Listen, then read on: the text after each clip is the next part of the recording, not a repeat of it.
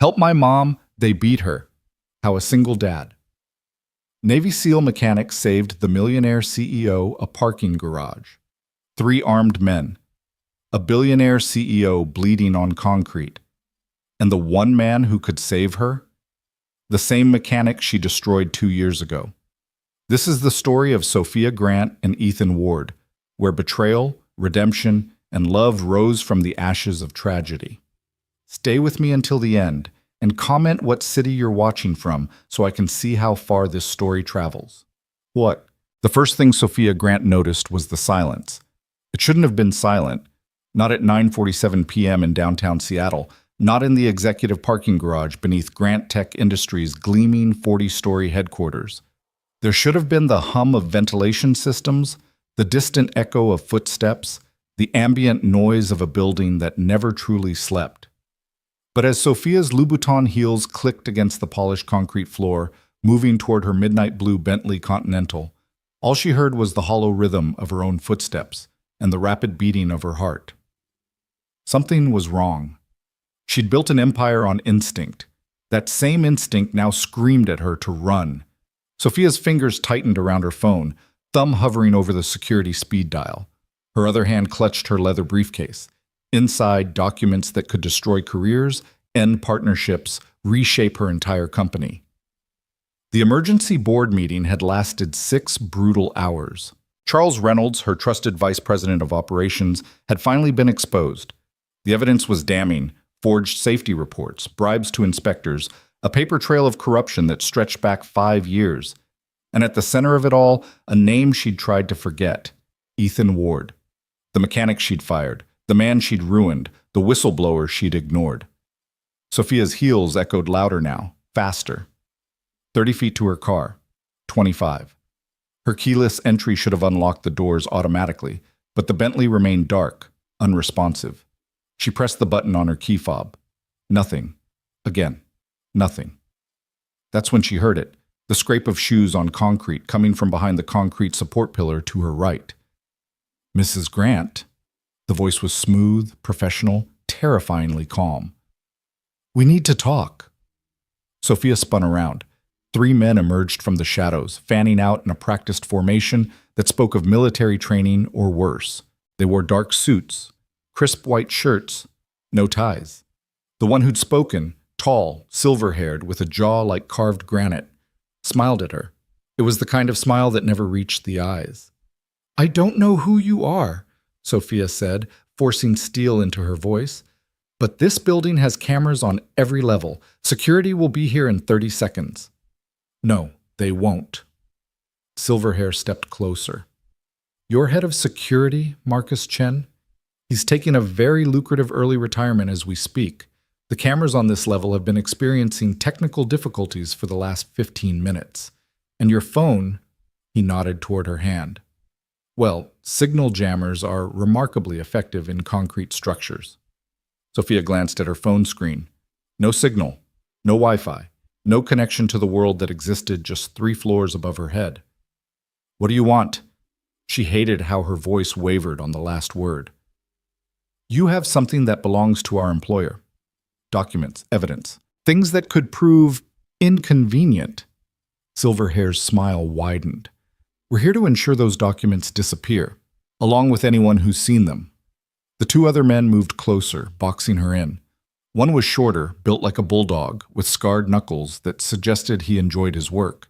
The other was younger, nervous, his hand twitching toward something beneath his jacket.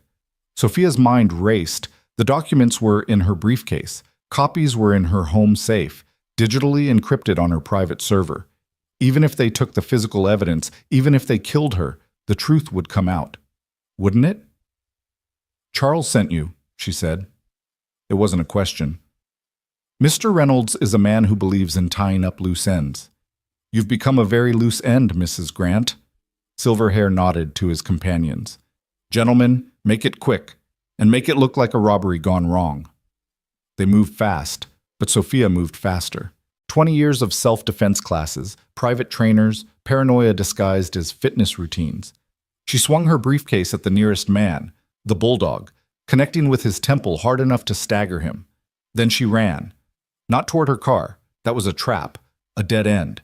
Instead, she sprinted toward the exit ramp, heels hammering concrete, lungs burning. Behind her, she heard cursing, footsteps giving chase. She'd made it maybe 40 feet when something slammed into her from behind. The nervous young one had tackled her, driving her to the ground with enough force to crack her phone screen and split her lip against the concrete. Pain exploded through her face, her ribs, her hands as she tried to break her fall. "Stupid bitch," the young one hissed in her ear, hauling her up by her hair. "You just made this harder on yourself." Sophia tasted blood. Through blurred vision, she saw Silverhair approaching, calmly, unhurried. He'd retrieved her briefcase. The bulldog had recovered, touching his temple where a trickle of blood ran down. "I was going to make it painless," Silverhair said, genuine regret in his tone. "But Marcus is right. You corporate types always have to fight back." That's when Sophia saw the knife. It was a simple thing, 4 inches of steel, the kind of weapon that left no evidence, no ballistics, no trace. Silverhair tested the edge with his thumb, nodded in satisfaction. "Hold her still, Marcus." The young one yanked her head back, exposing her throat. Sophia tried to scream, but his other hand clamped over her mouth. She could smell his cologne, sickeningly sweet. She could see her reflection in Silverhair's polished shoes as he approached. "This is how I die," she thought. "On the floor of my own parking garage, killed by men I've never met. All because I was too proud, too blind, too goddamn stubborn to listen when it mattered." Ethan Ward had tried to tell her, 2 years ago. He'd begged her to shut down Plant 7. He'd shown her the safety reports, the stress fractures in the support columns, the malfunctioning pressure valves. And she'd fired him, believed Charles's lies about a disgruntled employee trying to sabotage the company, watched security escort him from the building while he shouted warnings that she'd dismissed as hysteria. 63 days later, Plant 7 exploded. 14 workers died. 14 families destroyed. And Charles had made sure all the evidence pointed to Ethan.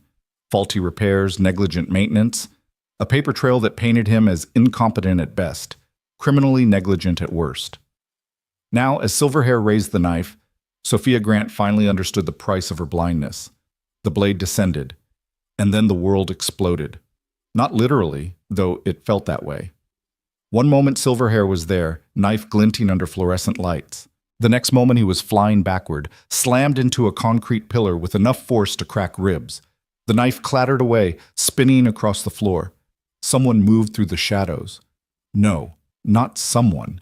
A shadow that moved like water, like violence given form.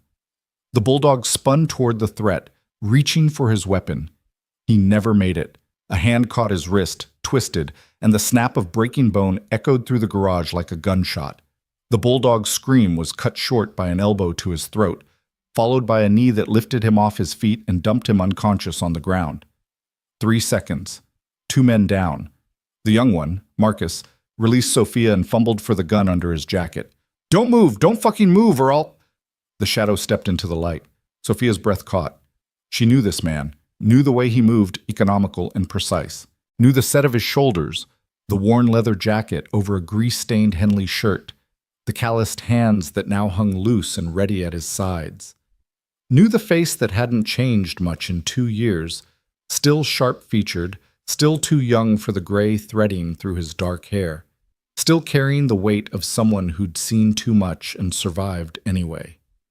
Ethan Ward. "Put the gun down," Ethan said quietly. His voice was the same, low, steady, the kind of calm that came from controlling fear rather than not feeling it. "You're in over your head, kid." "Fuck you!" Marcus's hand shook. The gun barrel wavered between Ethan and Sophia. "I said don't move." "You don't want to do this." Ethan took 1 step forward, just one. "Those men aren't paying you enough to die in a parking garage." "I'm not going to—" Shh! Ethan moved. Later, Sophia would try to explain what she saw, and she'd fail to find words. It was too fast, too fluid. One moment, Marcus held a gun. The next, Ethan had closed the distance, slapped the weapon aside, and delivered 3 strikes, throat, solar plexus, temple, that dropped Marcus like a puppet with cut strings.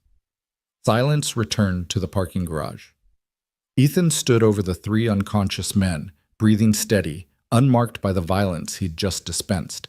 Then he turned to Sophia. Their eyes met for the first time in 2 years. "Are you hurt?" he asked. Sophia tried to speak. Couldn't. Tried again. My lip." "Let me see." Ethan approached slowly, hands visible, non-threatening. Up close, she could see he'd aged, not in years but in miles, the kind of wear that came from carrying too much weight for too long. There were new scars on his knuckles, new lines around his eyes. He knelt beside her, gentle fingers tilting her chin toward the light. "Superficial. Might need a butterfly bandage. Your ribs?" "I don't know. It hurts to breathe." "Probably bruised, not broken. Can you stand?" She tried. Her legs shook, but held. Ethan steadied her with one hand on her elbow, the touch professional, distant. When she was stable, he released her immediately and moved to check on the 3 attackers. "They'll live," he said, feeling for pulses. "The one with the broken wrist will need surgery. The other 2 will have concussions." He pulled out his phone, an old model, scratched and practical, and dialed. "This is Ethan Ward. I need police and ambulance at Grant Tech Industries, executive parking level. 3 men down, 1 female victim needing medical attention. Yes, I'll stay on the line." Sophia stared at him. The man saving her life. The man she'd destroyed. "Why?" she whispered. Ethan glanced at her, phone still pressed to his ear. "Why what?" "Why did you help me, after everything I did to you?" He was quiet for a long moment, listening to the dispatcher. Then, "You're welcome," he said simply, and returned to his call. Sirens wailed in the distance, growing closer. Sophia sank down against her Bentley, legs finally giving out, adrenaline crash hitting like a tidal wave.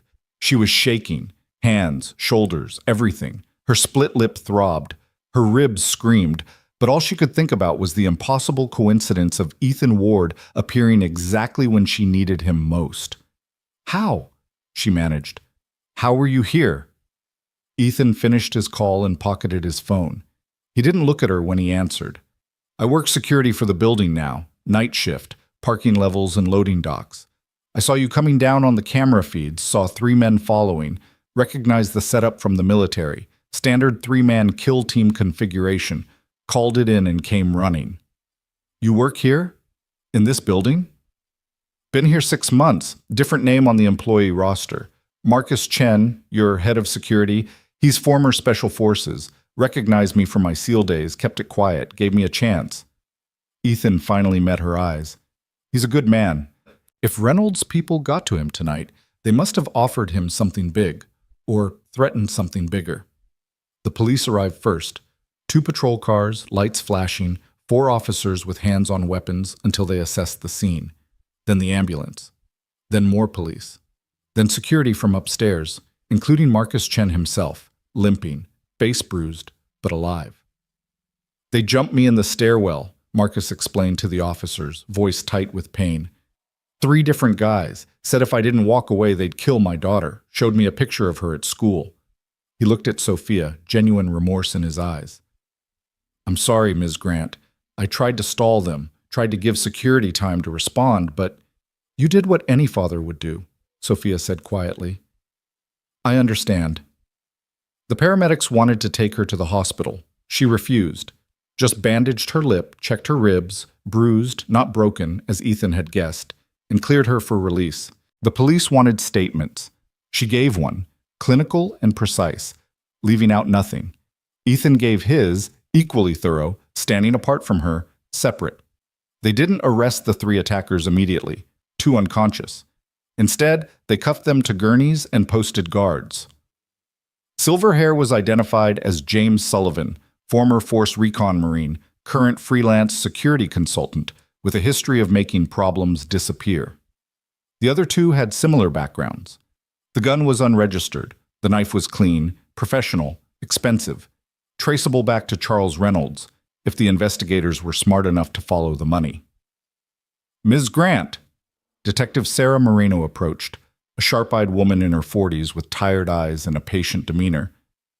"I know tonight was traumatic, but I need to ask, do you have any idea why these men targeted you?" Sophia glanced at Ethan. He stood 20 feet away, talking to another officer, deliberately not listening to her conversation. She made a decision. I have evidence, she said, of corporate corruption within my own company. Documents proving that my vice president, Charles Reynolds, has been falsifying safety reports, bribing inspectors, and covering up criminal negligence that resulted in deaths. Tonight was supposed to be the night I presented that evidence to the board. I believe Mr. Reynolds sent these men to stop me. Detective Moreno's expression sharpened. That's a serious accusation. I have proof. In my briefcase, the one they tried to take, and in encrypted files on my private server. I'll give you everything. But I want immunity for coming forward, and I want protection. If Reynolds is willing to kill me, he'll try again. I'll need to bring in the FBI. Corporate corruption resulting in deaths, that's federal jurisdiction. Do it. Tonight. Now.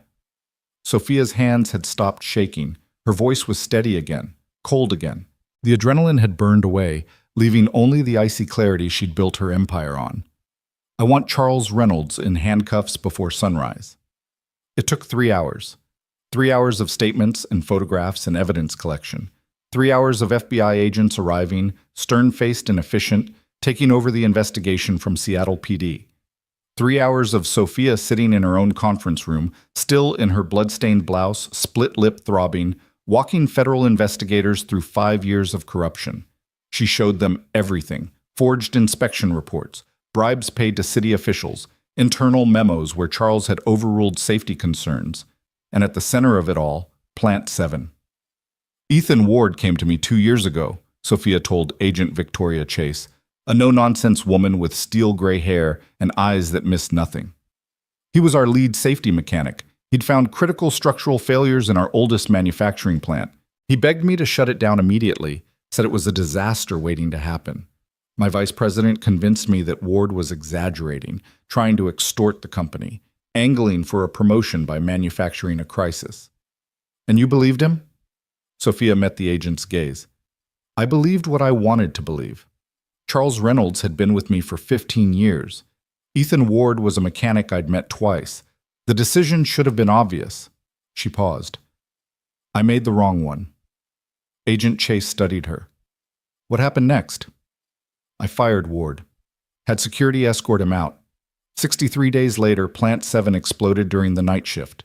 14 workers died. The official investigation blamed Ward. Said the explosion was caused by faulty repairs he'd made weeks earlier, negligent maintenance, improper safety protocols. He lost his engineering license. No one in the industry would hire him. His wife? Sophia's voice caught. His wife died 3 months after the explosion. Cancer. Rapid onset. He had a daughter to raise alone. No job, no prospects. Drowning in medical debt. And you believed he was responsible. Charles showed me evidence. Maintenance logs with Ward's signature, reports documenting his errors, testimony from other workers saying Ward had been cutting corners, acting erratically. Sophia closed her eyes. I believed it because believing anything else meant accepting that I'd murdered 14 people. But now you know different. Now I know that every piece of evidence was forged. Every witness was coerced or paid off. Charles orchestrated the entire cover-up to protect himself because he was the one who'd overridden Ward's warnings, who'd kept the plant running to meet production quotas, who'd lined his pockets with the money we saved by ignoring safety regulations. She opened her eyes. And tonight, when I finally had proof, Charles tried to have me killed rather than face justice. Agent Chase made notes, expression unreadable. Where's Ethan Ward now? I don't know. After he gave his statement to the police, he left, said he had to get home to his daughter. We'll need to interview him. I know. Ms. Grant. Agent Chase set down her pen. You understand that you could face criminal charges as well? As CEO, you bear ultimate responsibility for your company's actions. 14 deaths, dozens more injured, families destroyed, negligent homicide at minimum, potentially more. I know. Sophia's voice didn't waver. I deserve whatever punishment I get. But Charles Reynolds orchestrated this. He's the one who needs to face justice first. Agent Chase studied her for another long moment. Then she nodded. All right. I'll recommend immunity in exchange for full cooperation. But Ms. Grant, if you're lying to us, if this is some kind of scheme to shift blame, I'm not lying. And I have a witness who can corroborate everything. Someone who tried to warn me 2 years ago and paid the price. Ethan Ward. Yes. Then we'll need to bring him in. Tonight. Before Reynolds realizes what's happening and runs. But Charles Reynolds didn't run. At 4:17 a.m., FBI agents arrested him in his suburban mansion, dragging him out in handcuffs and pajamas while his wife screamed about lawyers. They seized his computers, his files, his phones.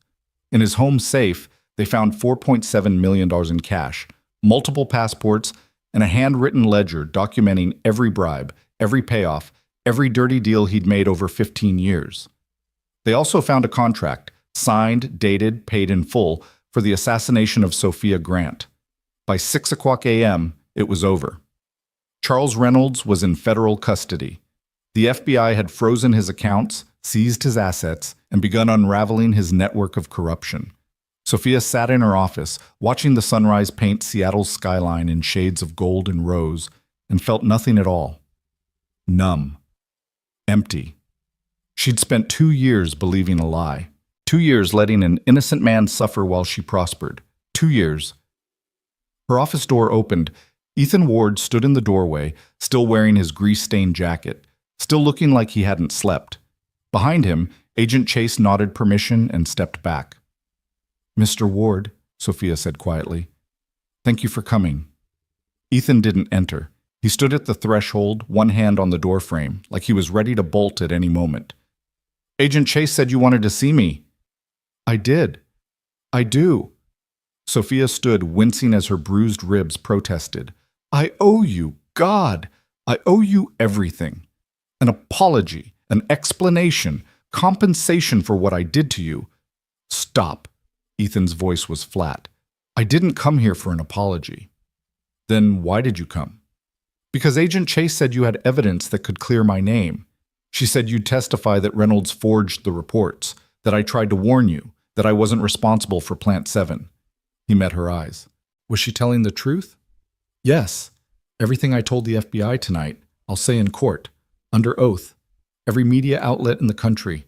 I'll spend the rest of my life telling the truth if I have to. You tried to save those workers. I'm the one who failed them." Ethan was quiet for a long time. Then, 14 families lost people they loved because you wouldn't listen. My wife, Jenny, she developed stress-induced breast cancer from watching me destroyed, died without seeing my name cleared.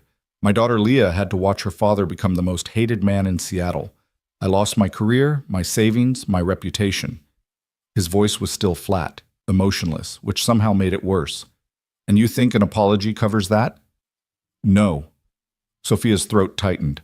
"I don't think anything covers that, but I'm going to try anyway. Whatever you need, money, lawyers, a public statement, my company. I don't want your money." "Then what do you want?" Ethan finally stepped into the office. He moved to the window, looking out at the same sunrise Sophia had been watching. "I want those 14 families to know the truth. I want the workers who survived to know I didn't betray them. I want my daughter to grow up without people spitting when they hear our name." He turned to face her. "Can you give me that?" "Yes. I swear to God, yes." "Then we have nothing else to discuss." He headed for the door. "Wait." Sophia moved around her desk. "You saved my life tonight. Those men would have killed me if you hadn't intervened. You didn't have to do that. After everything I did to you, you could have walked away." Ethan paused at the door. "I was a Navy SEAL for 8 years. We had a saying, the only easy day was yesterday. It meant that every day you faced something harder than before. Every day you had a choice. Do the easy thing or the right thing." He glanced back at her. "Letting you die would have been easy, but my daughter doesn't need a father who chooses easy. She needs one who chooses right, even when it costs him everything." Then he was gone. Sophia stood alone in her office, watching the door swing shut, feeling the weight of those words settle into her bones. Ethan Ward had saved her life, saved her company, saved her from becoming a murderer's victim, and all because he'd chosen right when she'd chosen wrong. The shame was suffocating. Her assistant knocked tentatively. "Ms. Grant, the media is gathering downstairs. They're asking about last night, about the arrest, about—" She hesitated. "About Plant 7. What do you want me to tell them?" Sophia looked out at the city. Somewhere out there, Ethan Ward was going home to his daughter. Somewhere out there, 14 families were waking up to another day without their loved ones. Somewhere out there, the truth was waiting to destroy her. "Tell them," Sophia said quietly, "that I'll be making a statement at noon. Full disclosure. No lawyers, no spin, no corporate doublespeak. Just the truth. Ms. Grant, the board will never approve. I don't care what the board approves. Get me a podium, get me cameras, and get me every reporter in Seattle. By tonight, everyone will know exactly what kind of person I've been." She turned to her assistant. "And what kind of person I'm going to become." The next 6 hours passed in a blur of preparation. Sophia showered in her private executive bathroom, changed into a simple black suit. No jewelry, no makeup beyond the bare minimum, nothing to suggest she was trying to hide. She wrote her statement by hand, crossing out lines, starting over, forcing herself to confront every terrible decision she'd made. At 11:45, her communications director tried one last time to stop her. "Ms. Grant, please, let me draft something more measured. You're about to commit corporate suicide. The board will remove you. Shareholders will sue. The company could collapse. Then it collapses." Sophia's voice was ice. Better that than building an empire on bodies. At noon, she walked out to the podium they'd set up in Grant Tech's lobby. The crowd was enormous. Reporters, cameras, employees, protesters who'd been gathering outside since the arrests were announced. The room fell silent as she approached the microphone. Sophia Grant, billionaire CEO, looked out at them all and said, "My name is Sophia Grant, and 2 years ago I killed 14 people." The room erupted. Cameras flashed. Reporters shouted questions. She waited for the chaos to subside, then continued. "I didn't set the explosion. I didn't forge the safety reports. But I created the environment where corruption thrived and safety was ignored. When a brave man tried to warn me, I fired him. When evidence suggested I was wrong, I buried it. And when 14 workers died because of my decisions, I let an innocent man take the blame." She told them everything. Charles Reynolds' corruption, Ethan Ward's warnings, her own willful blindness, the attack in the parking garage, the FBI investigation, every shameful detail. "I'm not asking for forgiveness," she said. "I don't deserve it. I'm not asking for understanding. There is no understanding what I've done. I'm simply telling you the truth, because the man who saved my life last night taught me something. Choosing right is harder than choosing easy, but it's the only choice that matters." She read out the names of the 14 workers who'd died, spoke about their families, announced that she was liquidating her personal fortune, $800 million, to create a victims' compensation fund. Revealed that she'd instructed her lawyers to waive all corporate legal protections and accept full responsibility for the explosion. "If anyone deserves to go to prison," Sophia said, "it's me. Charles Reynolds orchestrated the cover-up, but I created the company where such corruption was possible. I will cooperate fully with every investigation. I will testify at every trial. And I will spend the rest of my life trying to make amends for the unforgivable." She stepped away from the podium and walked back through the lobby, ignoring the shouted questions, the accusations, the few people who actually applauded. In the elevator alone, she finally let herself shake. Her phone buzzed. A text from an unknown number. "I watched your statement. It was a start." E.W. Ethan Ward. He'd been watching. He'd seen her confession, and he'd called it a start. Sophia closed her eyes and let out a breath she didn't know she'd been holding. A start. Not forgiveness, not absolution, just a start. She could work with that. The next 3 weeks were hell. The board demanded her resignation. She refused, then called a vote of no confidence against herself. Lost. Was removed as CEO but retained majority shareholder status. Used those shares to force the company to implement immediate safety reforms, third-party inspections, anonymous whistleblower hotlines, mandatory shutdown protocols for any facility showing structural stress. The FBI investigation expanded. They uncovered 37 additional deaths, accidents at Grant Tech facilities over 15 years, all covered up by Reynolds' network. Sophia testified for 6 days straight, answering every question, providing every document, accepting every accusation. The families of Plant 7's victims filed a class action lawsuit. Sophia's lawyers wanted to fight. She fired them and settled for every penny they asked, $450 million. It bankrupted 3 of her shell companies and cost her controlling interest in 2 subsidiaries. She signed the papers without reading them. The media was merciless. Cable news ran 24-hour coverage.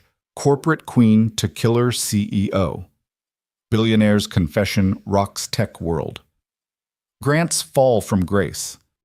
They showed split screens. Her mansion worth $40 million, photos of grieving widows. They interviewed former employees who called her a monster. They debated whether her confession was genuine or a calculated PR move. Through it all, Sophia said nothing. Did nothing. Just worked with investigators, signed settlement checks, and dismantled her own empire piece by piece. She didn't see Ethan Ward again, until the day she showed up at his apartment. It was a Tuesday evening, 3 weeks and 2 days after the parking garage.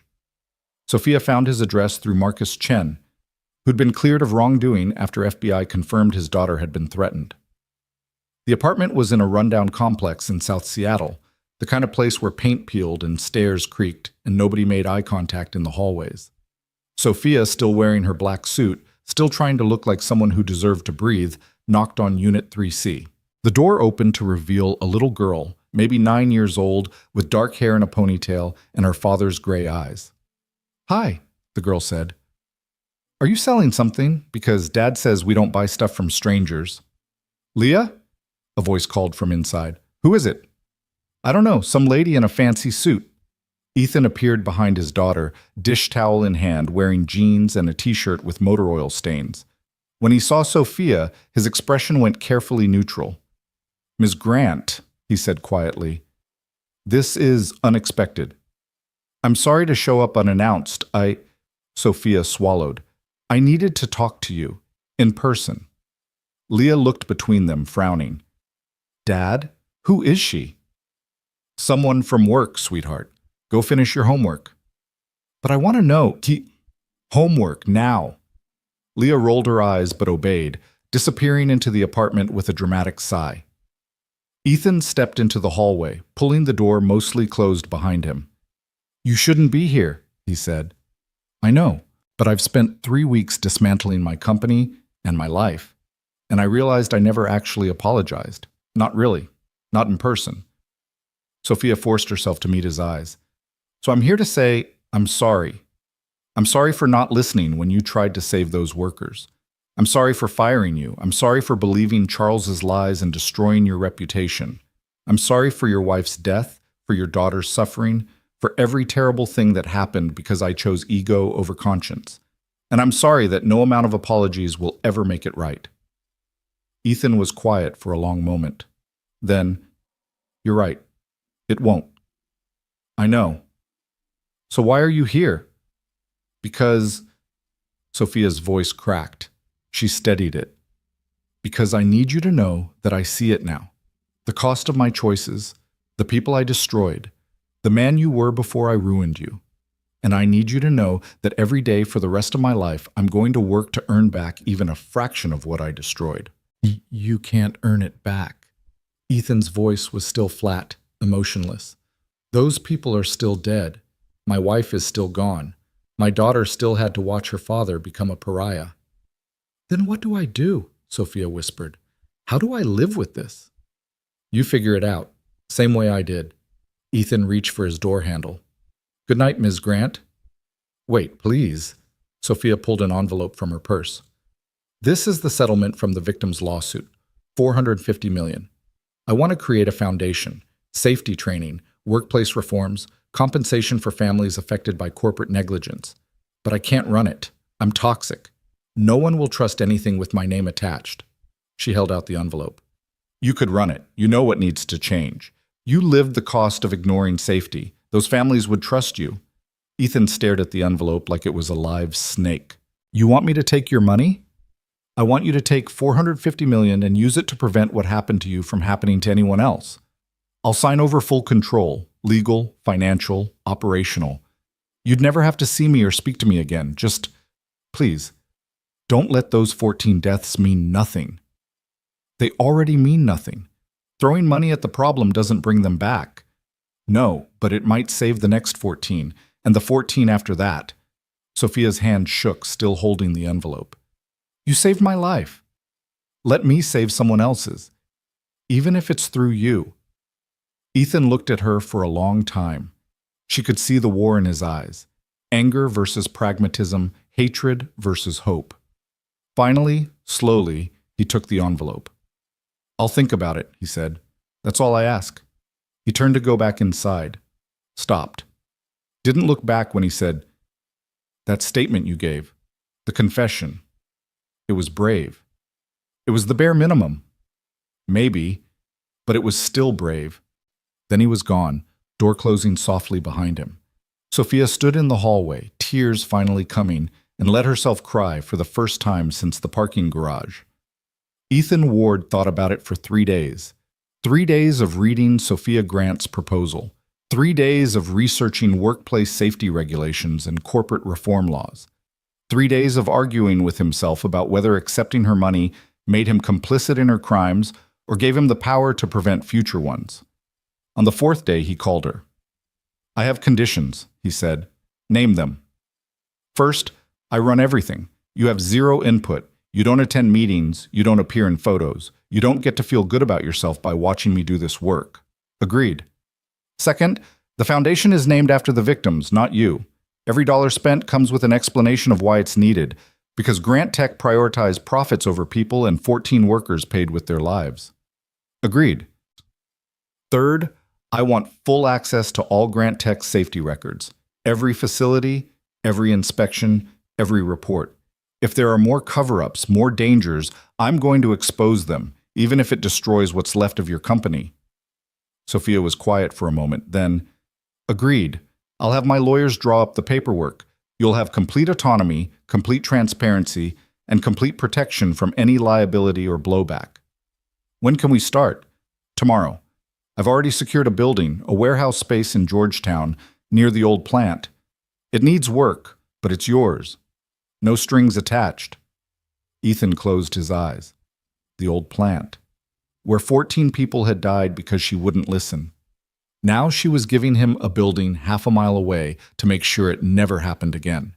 The irony was suffocating. "Tomorrow," he said. "And Ms. Grant? This doesn't mean we're even. This doesn't mean I forgive you. This just means I'm choosing to do something useful with your guilt." "I understand." Her voice was soft. "Thank you, Ethan, for giving me a chance to do something right." He hung up without responding. That night, Leah asked him, "Dad, why was that lady crying in the hallway last week?" Ethan looked up from his laptop, where he'd been drafting organizational plans for a foundation he'd never expected to run. "What makes you think she was crying?" "I heard her after you came back inside. She was crying really hard." Leah frowned. "Is she the lady from your old job? The one who fired you?" "Yes." "Then why are you helping her?" Ethan set down his laptop and pulled his daughter into his lap. She was getting too big for this, almost 10 now, but she still let him hold her when the questions got hard. "Because sometimes," he said carefully, "people make terrible mistakes. And sometimes they spend the rest of their lives trying to fix those mistakes. And sometimes, if we're lucky, we get to choose whether to help them fix things or watch them fail. But she hurt you. She hurt our family." "She did. And I'll never forget that. But if I can use her mistakes to help other families, to make sure no other little girl loses her dad in an accident that could have been prevented, then maybe something good can come from something awful." Leah thought about this. "Is that what Mom would want you to do?" The question hit like a punch. Ethan closed his eyes, seeing Jenny's face, thin from chemo, brave until the end, holding his hand in the hospital and whispering, "Don't let this make you bitter. Promise me. Don't let them take your good heart." "Yeah," he whispered. "I think it is." Leah hugged him tight. "Okay. Then I think you should do it." The next morning, Ethan Ward and Sophia Grant met at the warehouse. She showed him the space, 5,000 square feet of concrete floors and metal rafters, dusty and empty, but full of potential. Showed him the bank account she'd set up, the lawyers she'd hired to handle incorporation, the grant writers and safety engineers she'd already recruited to help. "They all know the truth," she said. "They know what I did, why I'm doing this, and that you're in charge. Most of them are former Grant Tech employees, people who quit after Plant 7, who tried to speak up and were silenced. They want to be part of something better. Ethan walked through the warehouse, footsteps echoing, imagining what it could become: training center, advocacy organization, safety auditing firm, all the things that could have saved those 14 lives if someone had cared enough to make them exist. "One more condition," he said. Sophia tensed. "What?" "You have to be here. Opening day. You have to face the families we're trying to help and explain why this place exists. No hiding behind press releases or corporate spokespeople. You owe them that." She went pale. "Ethan, if I show up, they'll be angry, furious. You might get spit on or cursed at or worse. But if you're serious about making amends, you have to face the people you hurt. Not me, not investigators, them." Sophia looked around the empty warehouse, the place that would become her penance or her redemption, depending on whether Ethan let her participate in building it. "All right," she whispered. "Opening day. I'll be here." Ethan nodded once. Then he pulled out a marker and walked to the wall. In broad strokes, he wrote, "The Phoenix Response Center. In memory of," followed by 14 names. "Phoenix," Sophia said quietly, "rising from the ashes." Something like that. Ethan capped the marker. "Let's get to work." And they did. The Phoenix Response Center took shape slowly, like a bone healing after a bad break. Painful, imperfect, but growing stronger each day. Ethan worked 16-hour shifts, transforming the empty warehouse into something that mattered. He installed classroom partitions, built training stations, created a wall of memory where photographs of the 14 victims watched over everything they did. Sophia stayed away, true to her word, but her money flowed freely: equipment, salaries, insurance, permits. Whatever Ethan needed, she provided without question. 3 months after that conversation in the warehouse, they held their first training session. 12 workers from various Seattle construction sites, sent by unions who'd heard whispers of what Ethan was building. He taught them to recognize structural stress, to document safety violations, to speak up without fear of retaliation. At the end of the day, a 50-year-old electrician named Marcus, not Marcus Chen, different Marcus, approached him with tears in his eyes. "My brother died at Plant 7, Marcus said. Tommy Reeves. He was 42, 3 kids. Everyone said it was that mechanic's fault, that Ward guy who didn't do his job." He paused. "I didn't know that was you. I didn't know you tried to save them." Ethan's throat tightened. "I'm sorry I couldn't." "But you're trying now. That's more than anyone else did." Marcus extended his hand. "Thank you. Tommy would have wanted this place to exist." They shook hands, and Ethan felt something shift inside him. Not forgiveness, not healing, but purpose. The kind of purpose he hadn't felt since Jenny died, since his world had collapsed into lawsuits and grief and raising Leah alone in a city that hated him. That night he called Sophia. First time he'd initiated contact since opening day. "We need to talk," he said. "In person." She arrived at the warehouse within an hour, still dressed in the simple clothes she'd adopted post-scandal: jeans, plain sweater, no jewelry. She looked smaller somehow, like the weight of her guilt had physically compressed her. "What's wrong?" she asked immediately. "Did something happen? Do you need more funding?" "No, I need you to keep your promise. We're having our grand opening in 2 weeks. City officials, media, families of workplace accident victims. You said you'd be here. You said you'd face them." Sophia went pale. "Ethan, if I show up, it'll overshadow everything. The story will become about me instead of about the center. The story is already about you, about what happens when CEOs ignore safety warnings. These families need to see that you're not hiding, that you're genuinely trying to make amends." He crossed his arms. "Unless that confession was just PR." "You know it wasn't." "Then prove it." She was quiet for a long moment, staring at the memorial wall with its 14 photographs. "Will you be there? When they tear into me?" "I'll be there. But I won't protect you. You face this alone." "I understand." She took a shaky breath. 2 weeks. I'll be ready." But neither of them was ready for what happened next. 6 days before the grand opening, Ethan was closing up the center around midnight, late as usual, perfecting last-minute details, when his phone rang. Unknown number. He almost didn't answer. Then instinct kicked in, the old SEAL training that scream threats don't announce themselves. "Hello?" Heavy breathing. Then a girl's voice, young and terrified. Dad? His blood turned to ice. Leah? Baby, where are you? Why aren't you at home? I don't know where I am. They took me from the apartment. There were 3 men and they... Her voice broke into sobs. Dad, I'm scared. There's another girl here too. She's crying. They said they'll hurt us if you don't... The phone was yanked away. A man's voice, smooth and cold. Mr. Ward, you've been very busy rebuilding your reputation. Impressive work. Unfortunately, your little safety crusade is causing problems for some very powerful people. Ethan's hand tightened on the phone. Every muscle in his body coiled for violence.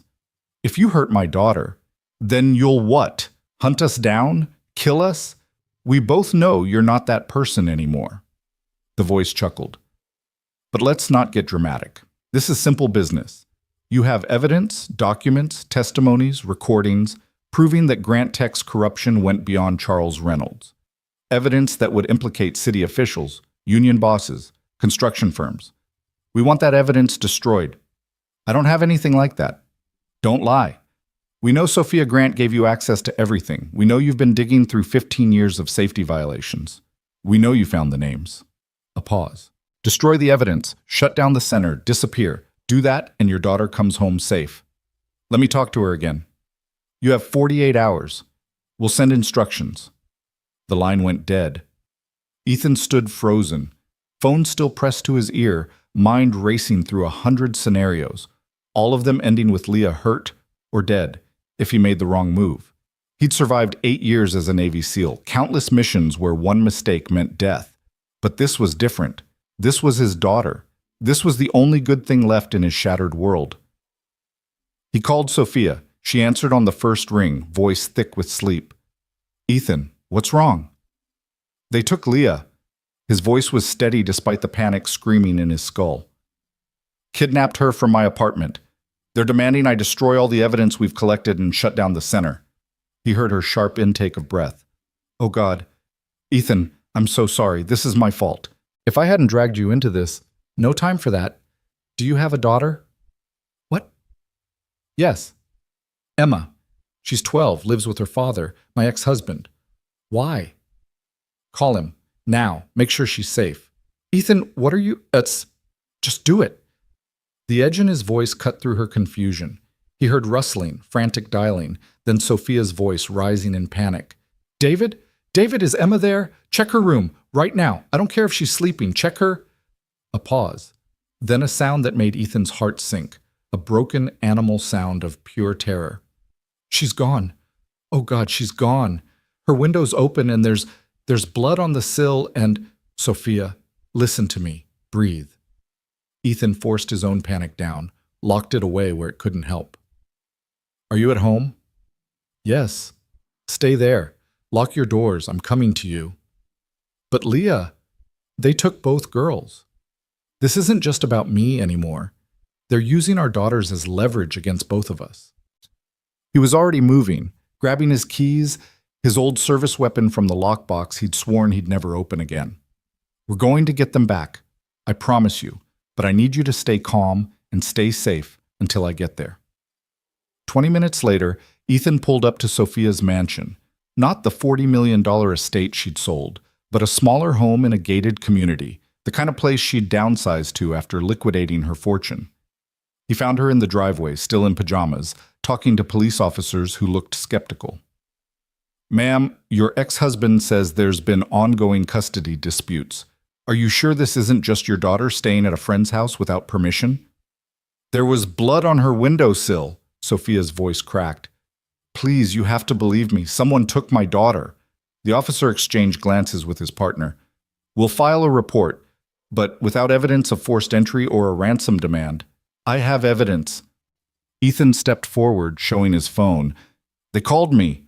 Threatened my daughter. It's the same people. The officers looked him up and down. Grease-stained jacket, hard eyes, the bearing of someone who'd done violence and would do it again. And you are?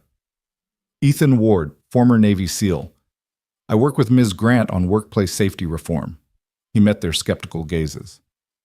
Look, I know how this sounds, but 2 girls are missing, both daughters of people investigating corporate corruption. This isn't a custody dispute. This is a kidnapping. Sir, we need to follow procedure. Procedure won't save them. Sophia's composure shattered.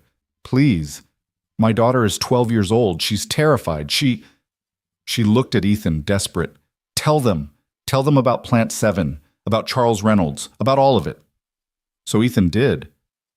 Told them about the explosion, the cover-up, the parking garage attack, the evidence they'd collected implicating dozens of powerful people. The officers' skepticism slowly transformed into concern. They called their supervisor. The supervisor called the FBI. By 3 a.m., Agent Victoria Chase was in Sophia's living room, looking exactly as tired as everyone else felt. Mr. Ward, Miss Grant, tell me everything. They did. Every detail, every threat, every piece of evidence they'd collected over 3 months. Agent Chase took notes, asked pointed questions, and finally leaned back with a grim expression. You've stumbled onto something bigger than you realize. Charles Reynolds wasn't the top of the food chain. He was middle management. The corruption at Grant Tech was part of a network that includes city officials, safety inspectors, construction unions, even some law enforcement. She paused. You were never supposed to dig this deep. Taking your daughters is a message. Back off, or everyone you love dies. Then we back off, Sophia said immediately. I don't care about the evidence. I don't care about justice. I just want Emma back. And give these people exactly what they want? Agent Chase shook her head. Ms. Grant, if you destroy that evidence, they'll kill your daughters anyway. Dead girls don't testify. Ethan's jaw clenched. Then what do we do? You let us handle this. FBI has resources. 48 hours. Ethan's voice was flat. They gave me 48 hours before they start hurting the girls. How long does the FBI need to build a case, get warrants, locate the kidnappers? Days? Weeks? Agent Chase was quiet. That's what I thought. Ethan stood. I'm not waiting for procedure while my daughter's in danger. I'm going to find her. Mr. Ward, if you interfere with an investigation, then arrest me after I get Leah back. He looked at Sophia. Are you with me? She stood without hesitation. Yes. Agent Chase studied them both. Then very quietly she said, I can't officially support vigilante action, but if I were you, I'd start by tracking down whoever's been trying to discredit your center. Someone's been spreading rumors, bribing inspectors to find violations, threatening your donors. Find that person, you find your kidnappers. She slid a business card across the table. This is my personal cell. If you find anything at all, you call me immediately. Understand? Ethan pocketed the card. Understood. They left Sophia's house as false dawn painted the sky gray. In the car, Sophia finally broke the silence.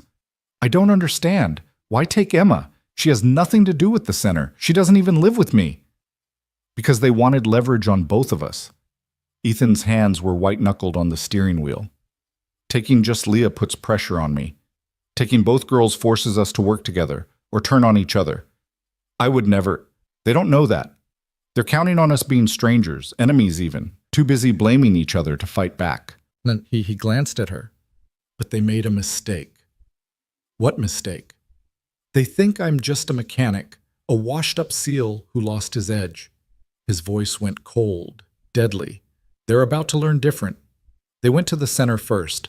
Ethan needed equipment, laptop, files, the security footage from the past month showing everyone who'd entered the building. While he worked, Sophia paced, phone pressed to her ear, calling in every favor she had left. David, it's me again.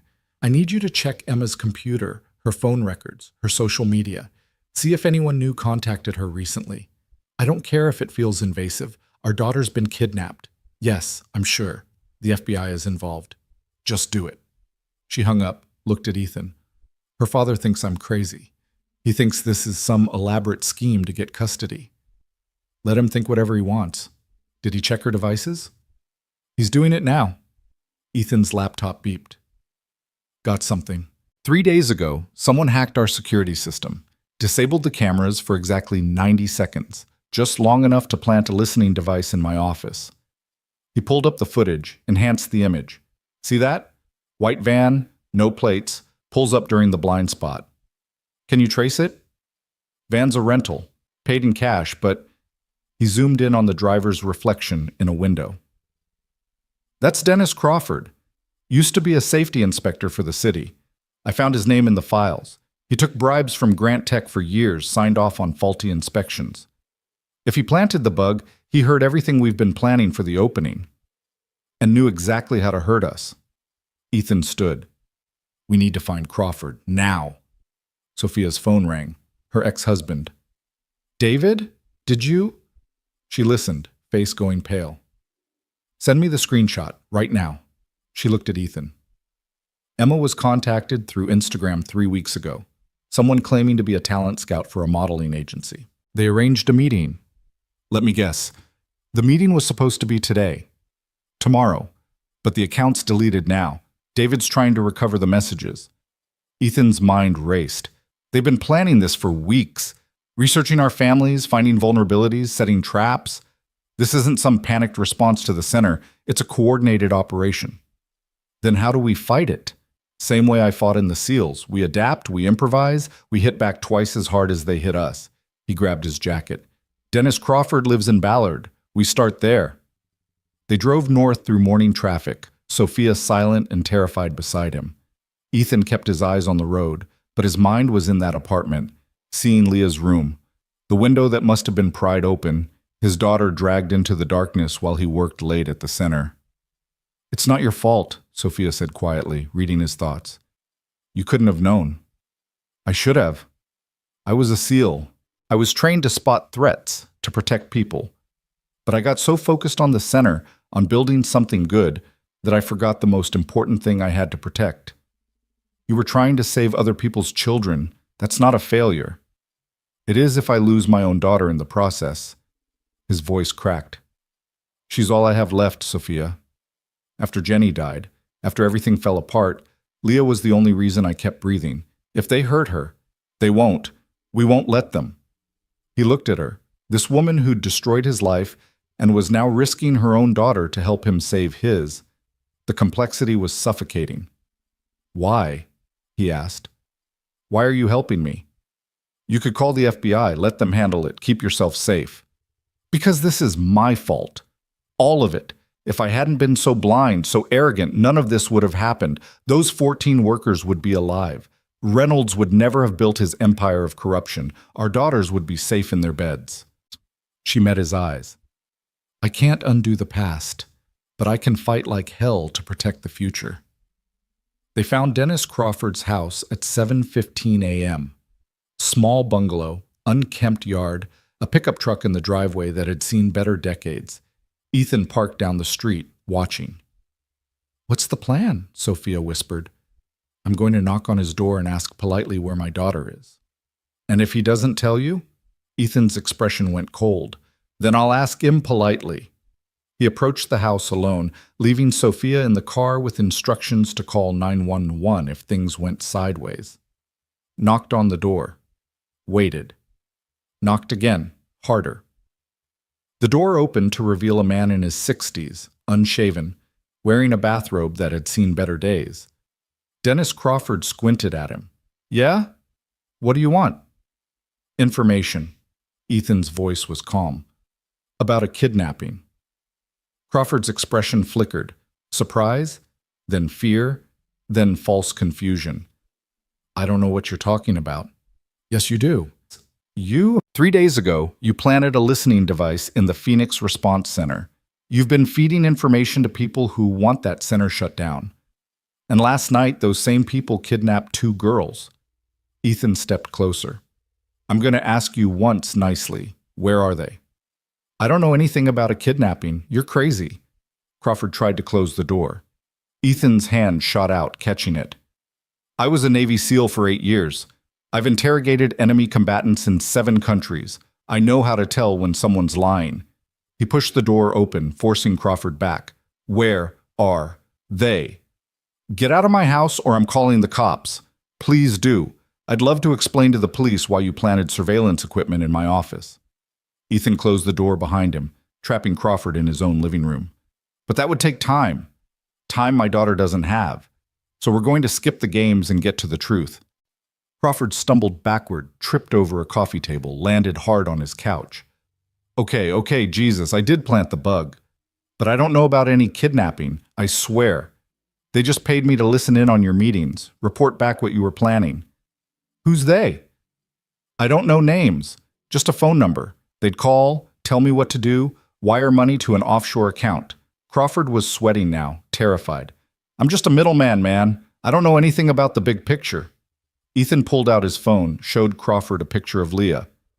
This is my daughter. She's 9 years old. Last night someone broke into my apartment and took her. If you help them, even indirectly, you're an accessory to kidnapping. That's 25 years minimum. Crawford stared at the photo, something shifting in his expression. Jesus. They took a kid? 2 kids. The other one's 12. Ethan's voice was deadly quiet. So I'm going to ask you again. Who hired you? I told you, I don't know. They're ghosts, man. No names, no faces, just money and orders. Crawford ran shaking hands through his hair. But there was something. Last time they called, I heard a voice in the background, someone arguing. They said something about the waterfront property and keeping them at the old site. What old site? I don't know. That's all I heard before they hung up. Crawford looked genuinely afraid now. Look, I know I'm a piece of shit. I took bribes. I falsified inspections. I helped cover up safety violations, but I never signed up for hurting kids. If I knew anything that could help you find them, I'd tell you. Ethan studied him for a long moment, reading body language, micro-expressions, all the tells he'd learned to recognize during interrogations. Crawford was scared, guilty, but telling the truth.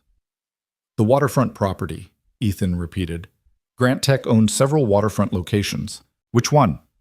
I don't know, man. That's all I heard. Ethan turned and walked out, leaving Crawford shaking on his couch. Back in the car, Sophia looked at him expectantly. Waterfront property, he said. Old site. Mean anything to you? Her face went pale. Oh, God. Plant 7. I thought Plant 7 was demolished. It was. But we still own the land, 20 acres on the industrial waterfront. It's been empty for 2 years, waiting for environmental cleanup. She grabbed his arm. That's it. That's where they're holding them. Ethan was already driving, tires squealing as he spun the car around. Call Agent Chase. Tell her where we're going. Shouldn't we wait for backup? No time. If they realize Crawford talked, they'll move the girls or worse. His jaw was set. We're going in now. The drive to Plant 7 took 30 minutes through morning traffic. 30 minutes of silence and dread and Sophia's whispered prayers. When they finally pulled up to the chain-link fence surrounding the abandoned property, Ethan killed the engine and surveyed the scene. The plant itself was gone, demolished after the explosion, leaving only a concrete foundation and rusted equipment scattered across the grounds. But at the far end of the property stood a warehouse, small and unmarked, with a black SUV parked outside. That's them, Ethan said quietly. Stay here. Call Chase. If I'm not back in 15 minutes, I'm coming with you. Sophia, no. These are professionals. If they see you, those are our daughters in there. I'm not waiting in the car while you play hero. Her voice was steel. We do this together or not at all. Ethan wanted to argue, wanted to lock her in the car and go in alone, but he saw the determination in her eyes, the same determination that had built an empire, that had stood before cameras and confessed her sins, that had refused to hide when the world hated her. Stay behind me. Do exactly what I say. If shooting starts, you run. Understood? Understood. They approached the warehouse on foot using rusted equipment as cover. Ethan moved like a ghost, silent, efficient, reading the environment for threats. 2 guards outside the door, armed with pistols, looking bored. No other visible security. Either they were overconfident or this was a trap. We need a distraction, Ethan whispered. Sophia pulled out her phone. I'll call them. Pretend I'm willing to negotiate. That should draw them inside, away from the girls. They'll never believe, but she was already dialing. The phone she'd gotten from Crawford's surveillance equipment, the number they used to contact him. It rang twice before someone answered. Miss Grant. The voice was smooth, familiar, the same one that had called Ethan. I was wondering when you'd figure it out. I want to talk, Sophia said, voice steady despite her shaking hands. Face to face. I'll destroy the evidence, shut down the center, disappear. Whatever you want. Just let our daughters go. And I should trust you because I'm at the plant right now, alone, unarmed. You can verify. She glanced at Ethan. I'm done fighting. You win. Just please, don't hurt Emma. A pause, then, come to the main door, slowly, hands where we can see them. She hung up. Ethan grabbed her arm. What the hell are you doing? That's suicide. It's a distraction. When I walk up, they'll be focused on me. That's when you move. She pulled free. You're the SEAL. I'm trusting you to get our girls out. Sophia. But she was already walking, hands raised, moving toward the warehouse. The guard spotted her immediately, weapons drawn, shouting. Ethan watched her approach the door, watched it open, watched her disappear inside. Then he moved. Around the back of the warehouse, finding a window covered in grime, he wiped enough to see inside, and his heart stopped. There, in the corner, tied to chairs, blindfolded and terrified, were Leah and Emma. Two guards stood near them, focused on whatever was happening at the front entrance. Sophia's distraction was working. Ethan tried the window, locked. He looked around, found a piece of rebar, used it to quietly pry the frame. The old metal gave with barely a sound. He slipped inside, dropping into a crouch behind a stack of crates. Voices echoed from the front of the warehouse. Sophia's voice, strong and defiant. I did what you asked. I came alone. Now let them go. A man's laugh. You think this is a negotiation? You're here because we allow it. Your daughters are alive because we permit it. And you'll do exactly what we say, or what? Sophia's voice rose. Or you'll kill us all. Then who destroys the evidence? Who shuts down the center? You need me alive, you son of a bitch, so stop pretending you have all the power. The slap echoed through the warehouse. Emma screamed through her gag. Leah sobbed. Ethan saw red. He moved fast, closing the distance to the two guards near the girls in seconds. The first one never saw him coming. A chokehold from behind, quiet and efficient, lowering him unconscious to the floor. The second guard turned just in time to catch Ethan's fist in his throat, followed by a knee to the temple. Down. Ethan ripped the blindfolds off the girls. Leah's eyes went wide, tears streaming. He pressed a finger to his lips, stay quiet, and cut their bonds with a knife from the unconscious guard's belt. Dad? Leah whispered, voice breaking. Not now, baby. Can you both run? They nodded. Emma was shaking so hard she could barely stand, but she was on her feet. Ethan pointed to the window he'd come through. That way. Out to the fence. There's a car parked down the street. He pulled out his keys, pressed them into Leah's hand. Lock yourselves in and call 911. Don't come back no matter what you hear. Understand? But Mom, Emma started. I'll get her. Go now. The girls ran, silent and terrified, disappearing through the window. Ethan waited until he saw them clear the fence, then turned back toward the voices at the front of the warehouse. Not going to ask again. Where's the evidence? Safe place. Encrypted. You'll never find it without me. Then you'll take us to it, after we're done making an example of what happens to people who cross us. Ethan moved through the shadows, assessing the situation. 3 men at the front, 2 with guns, 1 without. The unarmed one was doing the talking, tall and silver-haired. Ethan recognized him from somewhere, couldn't place it. Sophia stood between them, lip bleeding, but unbowed. You're making a mistake, she said. The FBI knows about you. Agent Victoria Chase has been investigating the corruption network for months. Kidnapping my daughter was the evidence she needed to bring you all down. Silverhair smiled. Agent Chase is currently investigating a suspicious death in Tacoma. She won't be available for hours, and by then, you and your little safety crusade will be fish food in the Sound. That's when Ethan recognized him. The man from the parking garage, the one who'd tried to kill Sophia with a knife before Ethan intervened. He'd been working for Reynolds, but Reynolds was in prison, which meant someone else had taken over, someone higher up the chain. Ethan had 2 options. Wait for Agent Chase and hope she arrived before they killed Sophia, or act now and hope he was still fast enough to save her. The SEAL in him knew the answer before his conscious mind did. He stepped out of the shadows. Sophia's right, he said quietly. You're making a mistake. All three men spun toward him, weapons rising. Silverhair's eyes widened in recognition, then narrowed in fury. Ward, I should have killed you in that parking garage. Probably, but you didn't. Ethan's voice was calm, deadly.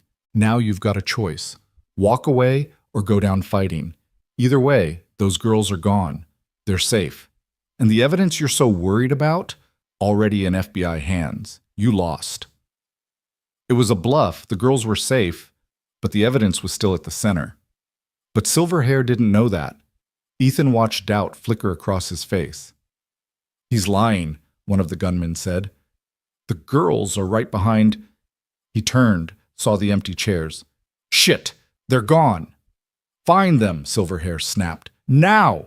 The two gunmen ran toward the back of the warehouse, which left Silverhair alone with Ethan and Sophia. Bad odds for Silverhair.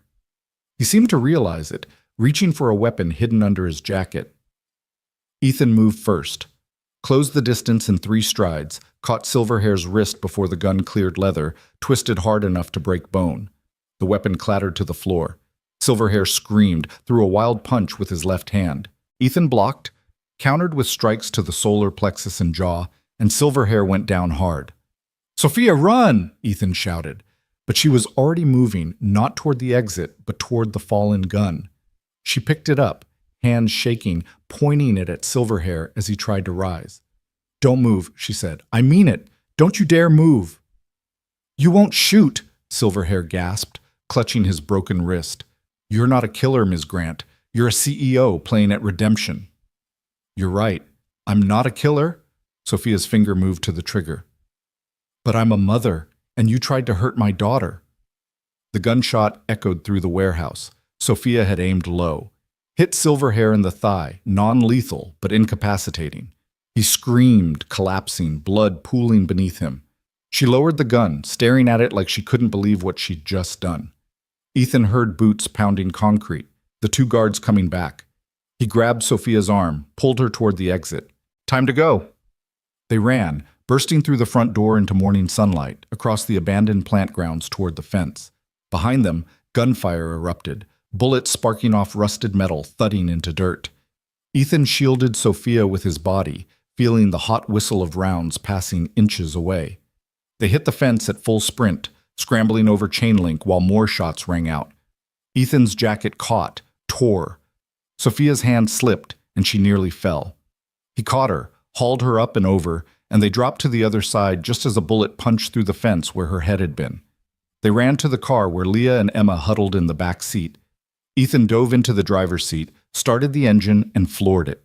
The rear windshield exploded as a final shot found its mark, but then they were around a corner, out of range, speeding toward downtown Seattle in safety. Nobody spoke for 5 minutes, just ragged breathing, shock settling in, the reality of what had just happened crashing down.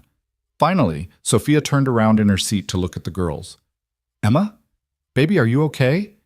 Emma burst into tears, reaching for her mother. Sophia unclipped her seatbelt, climbed into the back, and held her daughter tight. Beside them, Leah was crying too, silent, shaking sobs. Ethan met her eyes in the rear-view mirror. I'm sorry, baby. I'm so sorry I let this happen. You saved us, Leah whispered. You came for us, just like you promised you always would. His vision blurred. He blinked hard, focused on driving. We need to get to a police station. Those men will be calling for backup, trying to run. We need to make sure Agent Chase knows. His phone rang. Chase's number. Tell me you got my message, Ethan said immediately. I got it. SWAT team is en route to Plant 7 now. Are the girls safe? Yes, we have them, but the kidnappers know we're coming. They'll scatter. Then they'll scatter into a net. I've got units at every bridge, every major highway. No one's leaving Seattle today. A pause.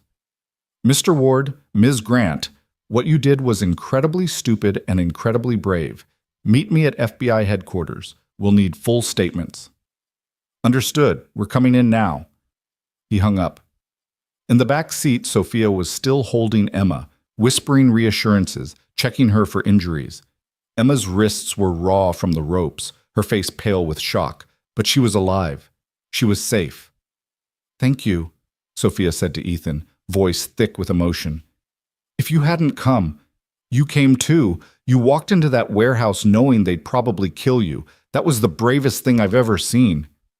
I had to. She's my daughter. Sophia kissed Emma's head.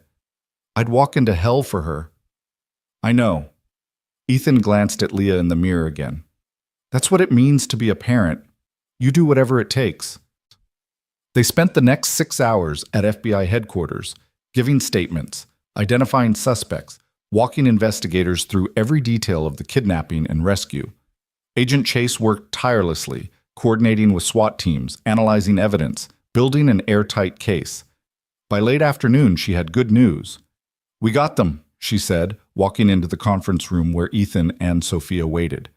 All 3 men at Plant 7, including your silver-haired friend, whose real name is William Mercer, former military contractor, current fixer for a network of corrupt officials. He's singing like a canary. Will he testify? Sophia asked. With a bullet in his leg and facing 25 to life for kidnapping? Absolutely. He's already given us names, city councilmen, union bosses, corporate executives. This is going to blow apart the entire corruption network. Agent Chase smiled grimly. You two just became the FBI's star witnesses. What about our daughters? Ethan asked. They saw things, heard things. Will they have to testify? Possibly, but we'll do everything to protect them. Counseling, security, whatever they need. Chase hesitated. I won't lie. This is going to be a long process. Trials could take months, maybe years. These people will try to intimidate you, discredit you, maybe even come after you again. Are you prepared for that? Ethan looked at Sophia. She looked back. And in that moment, something passed between them. Understanding, partnership, maybe even the beginnings of trust. We're prepared, they said together. The grand opening of the Phoenix Response Center happened on a Tuesday morning, 6 weeks after the kidnapping. 6 weeks of FBI protection, of therapy sessions for both girls, of media coverage that painted Ethan and Sophia as unlikely heroes who'd taken down a corruption network spanning 2 decades. The story had everything: corporate greed, redemption arcs, kidnapped children, a dramatic rescue. Cable news couldn't get enough of it. But standing backstage now, listening to the crowd gather in the transformed warehouse, Ethan felt nothing like a hero. He felt tired, scared, and completely unprepared for what was about to happen. 243 people out there, Marcus Chen said, clipboard in hand, looking remarkably recovered for someone who'd been jumped in a stairwell 6 weeks ago. He'd insisted on handling security for the opening despite his injuries, said he owed them that much. Media, donors, city officials, and about 40 family members of workplace accident victims. Some of them are Plant 7 families. Ethan's stomach dropped. How many? 7 families. They RSVP'd last week. Marcus paused. They know you'll be speaking. They know Sophia will too. I can have extra security near the stage if you're worried about... No. Ethan straightened his tie, a foreign feeling after years of grease-stained Henleys. Sophia had insisted he wear a suit for today, said if they were going to face the families, they needed to show respect. If they want to confront us, they've earned that right. Sophia appeared from the other side of the stage, also dressed formally, simple black dress, no jewelry except for a pin with 14 names engraved on it. The names of the workers who'd died. She wore their memory like armor. The girls are in the front row with Agent Chase, she said quietly. Emma's still shaky, but she wanted to be here, said we needed the support. How's Leah? Holding Vanessa Chen's hand like a lifeline. Sophia managed a small smile. Vanessa Chen, widow of Michael Chen, who died in the Plant 7 explosion, had become an unexpected ally. After Ethan and Sophia exposed the corruption network, Vanessa had reached out, saying she'd known all along that Ethan wasn't responsible. She'd attended every FBI briefing, every court hearing, becoming a fierce advocate for workplace safety reform. Vanessa told her that being brave doesn't mean not being scared. It means being scared and doing it anyway. Smart woman. Ethan checked his watch. 5 minutes until they were supposed to start. 5 minutes until he faced the people whose loved ones he'd failed to save. Sophia, if this goes badly, if they're too angry, if they can't hear what we're trying to say, then we let them be angry. We stand there and take it, because that's what we owe them. She touched his arm gently. But I don't think it will go badly. These families came here because they want change, not revenge. They want what we're building to mean something. How can you be sure? Because I talked to them. All 7 families. Called them personally over the past 2 weeks. Listened to their stories, their pain, and their anger at me. And I asked them what they needed. What would actually help, not just make me feel better. Her voice was steady despite the tremor in her hands. Some wanted apologies. Some wanted financial compensation beyond the lawsuit settlement. Some just wanted to know that their loved ones' deaths wouldn't be forgotten. So I'm giving them all of that today. Before Ethan could respond, the lights dimmed. Marcus appeared at the curtain, nodded. Showtime. They walked onto the stage together, facing a crowd that fell silent as 243 pairs of eyes locked onto them. Ethan saw reporters with cameras ready. City officials in expensive suits, probably worried about what would be revealed today. Donors who'd funded the center despite the controversy. And there, in the middle section, 7 families wearing photographs pinned to their clothes, faces of the dead watching the living. Sophia stepped to the microphone first. Her hands gripped the podium so hard her knuckles went white, but her voice didn't shake. My name is Sophia Grant. 2 years and 37 days ago, I made the worst decision of my life.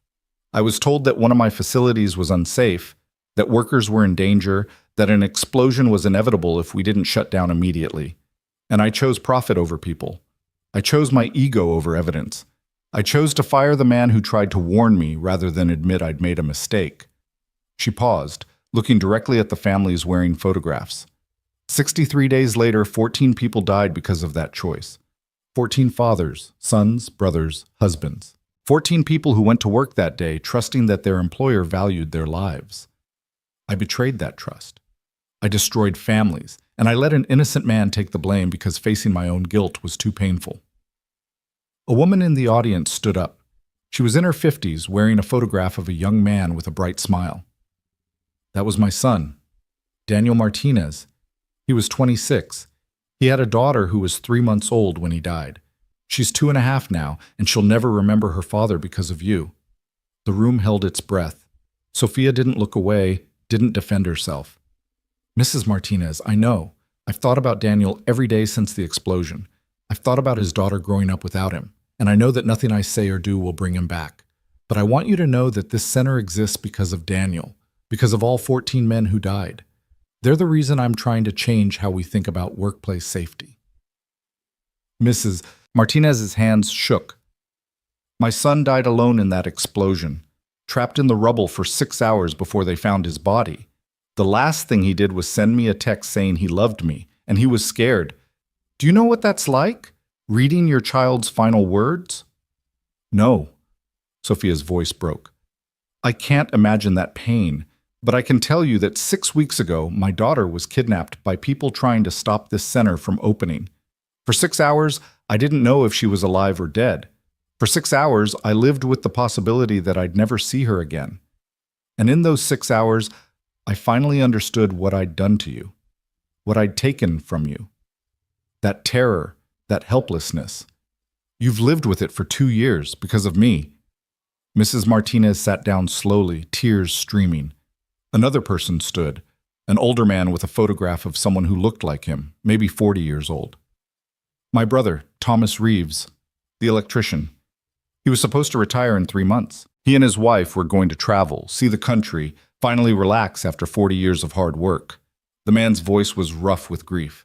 Instead, I had to identify his body, had to tell his wife that the company she trusted, the safety protocols she believed in, were all lies. Mr. Reeves. This time Ethan spoke, stepping forward. I met your brother, twice.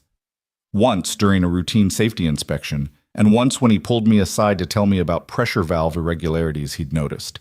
He documented everything properly, filed reports, did exactly what he was supposed to do.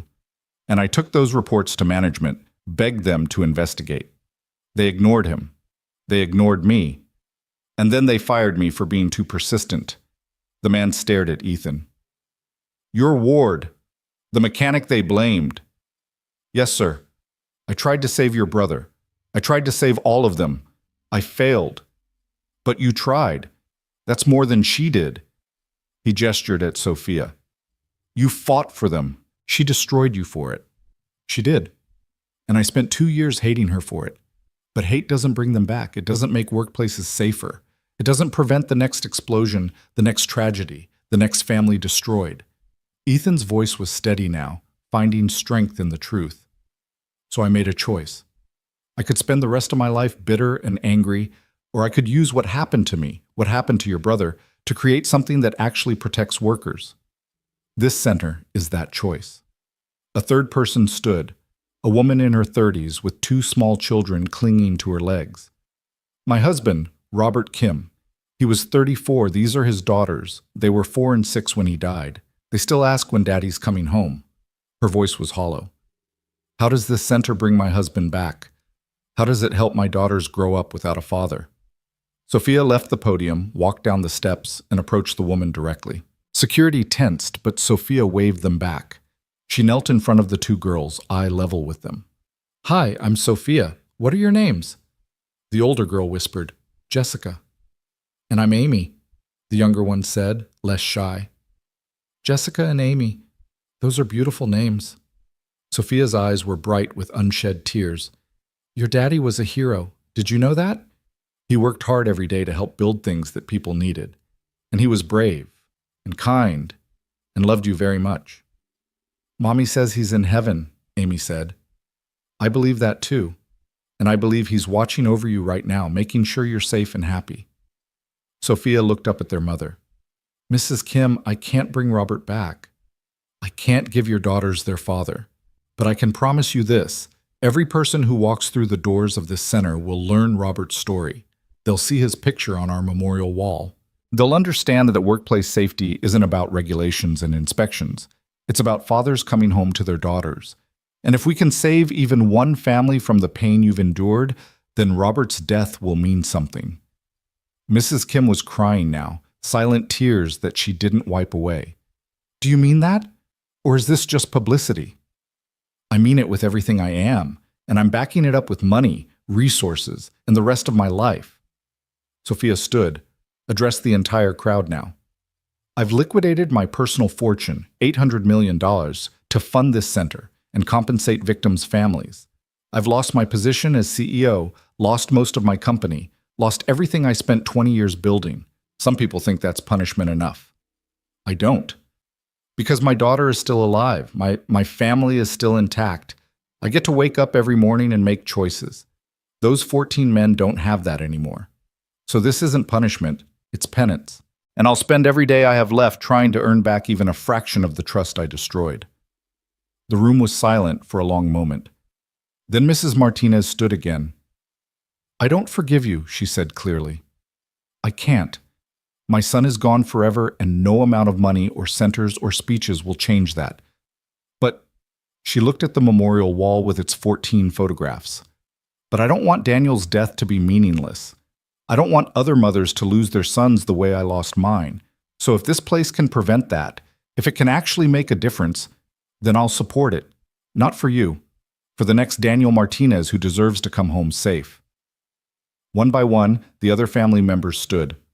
Some spoke, some just nodded. Some were still too angry to offer anything but silence. But they stayed. They listened. And when Sophia finished her speech, outlining the center's programs, its goals, its commitment to transparency and accountability, they stayed for that too. The formal program lasted 90 minutes. Speeches from city officials, safety experts, Vanessa Chen speaking about her late husband's passion for workplace advocacy. Agent Victoria Chase made a surprise appearance, announcing that the FBI's investigation had led to 47 arrests, the shutdown of 3 corrupt inspection agencies, and criminal charges against 12 corporate executives beyond Charles Reynolds. None of this would have been possible without Ms. Grant's cooperation and Mr. Ward's courage, Chase said from the podium. They've set a new standard for corporate accountability and whistleblower protection. This center represents everything that should exist in our society. People choosing to do what's right, even when it costs them everything. When the speeches ended, the crowd was invited to tour the facility. Ethan and Sophia stationed themselves at the memorial wall, available for anyone who wanted to talk. Some people avoided them. Others approached tentatively, asking questions about programs, expressing cautious hope. A few were openly hostile. One man spat at Sophia's feet, called her a murderer, walked out. She stood there, let him go, didn't defend herself. Leah and Emma stayed close to their parents, still processing their own trauma from the kidnapping, but trying to be brave. Emma held her mother's hand so tightly that Sophia's fingers went white. Leah shadowed her father, watching every stranger with suspicious eyes. "They'll be okay," Vanessa Chen said quietly, approaching Ethan. "My kids were younger when Michael died, but they had nightmares for months. Professional counseling helped. Time helped. Knowing that their father's death meant something, that helped most of all." "How are they now?" "Graduating high school, planning for college, living their lives. They still miss him, but they're not defined by that loss anymore." She smiled sadly. "Your daughters are strong. They'll heal." "I hope you're right." "I am. Trust me. I'm a professional griever at this point." Vanessa looked around the center at the classrooms and training stations and memorial wall. "You've built something good here, Ethan. Michael would have loved this place." "I wish I'd been able to save him." "You tried. That's more than most people did." She squeezed his arm. "Now you're making sure no one else has to die the way he did. That's not nothing." As the afternoon wore on, the crowd thinned. Media left to file their stories. Officials departed with promises of support. Families wandered through exhibits, some leaving contact information, others just processing their emotions. By evening, only a handful of people remained. That's when Sophia's phone buzzed. Unknown number. She almost ignored it, but something made her answer. "Ms. Grant?" The voice was male, professional, unfamiliar. "Yes. Who is this?" "My name is Richard Holbrook. I'm an attorney representing someone who's been following your case closely. My client would like to speak with you about the Phoenix Response Center. Are you available for a meeting?" Sophia's instincts screamed danger. "Who's your client?" "I'd rather discuss that in person.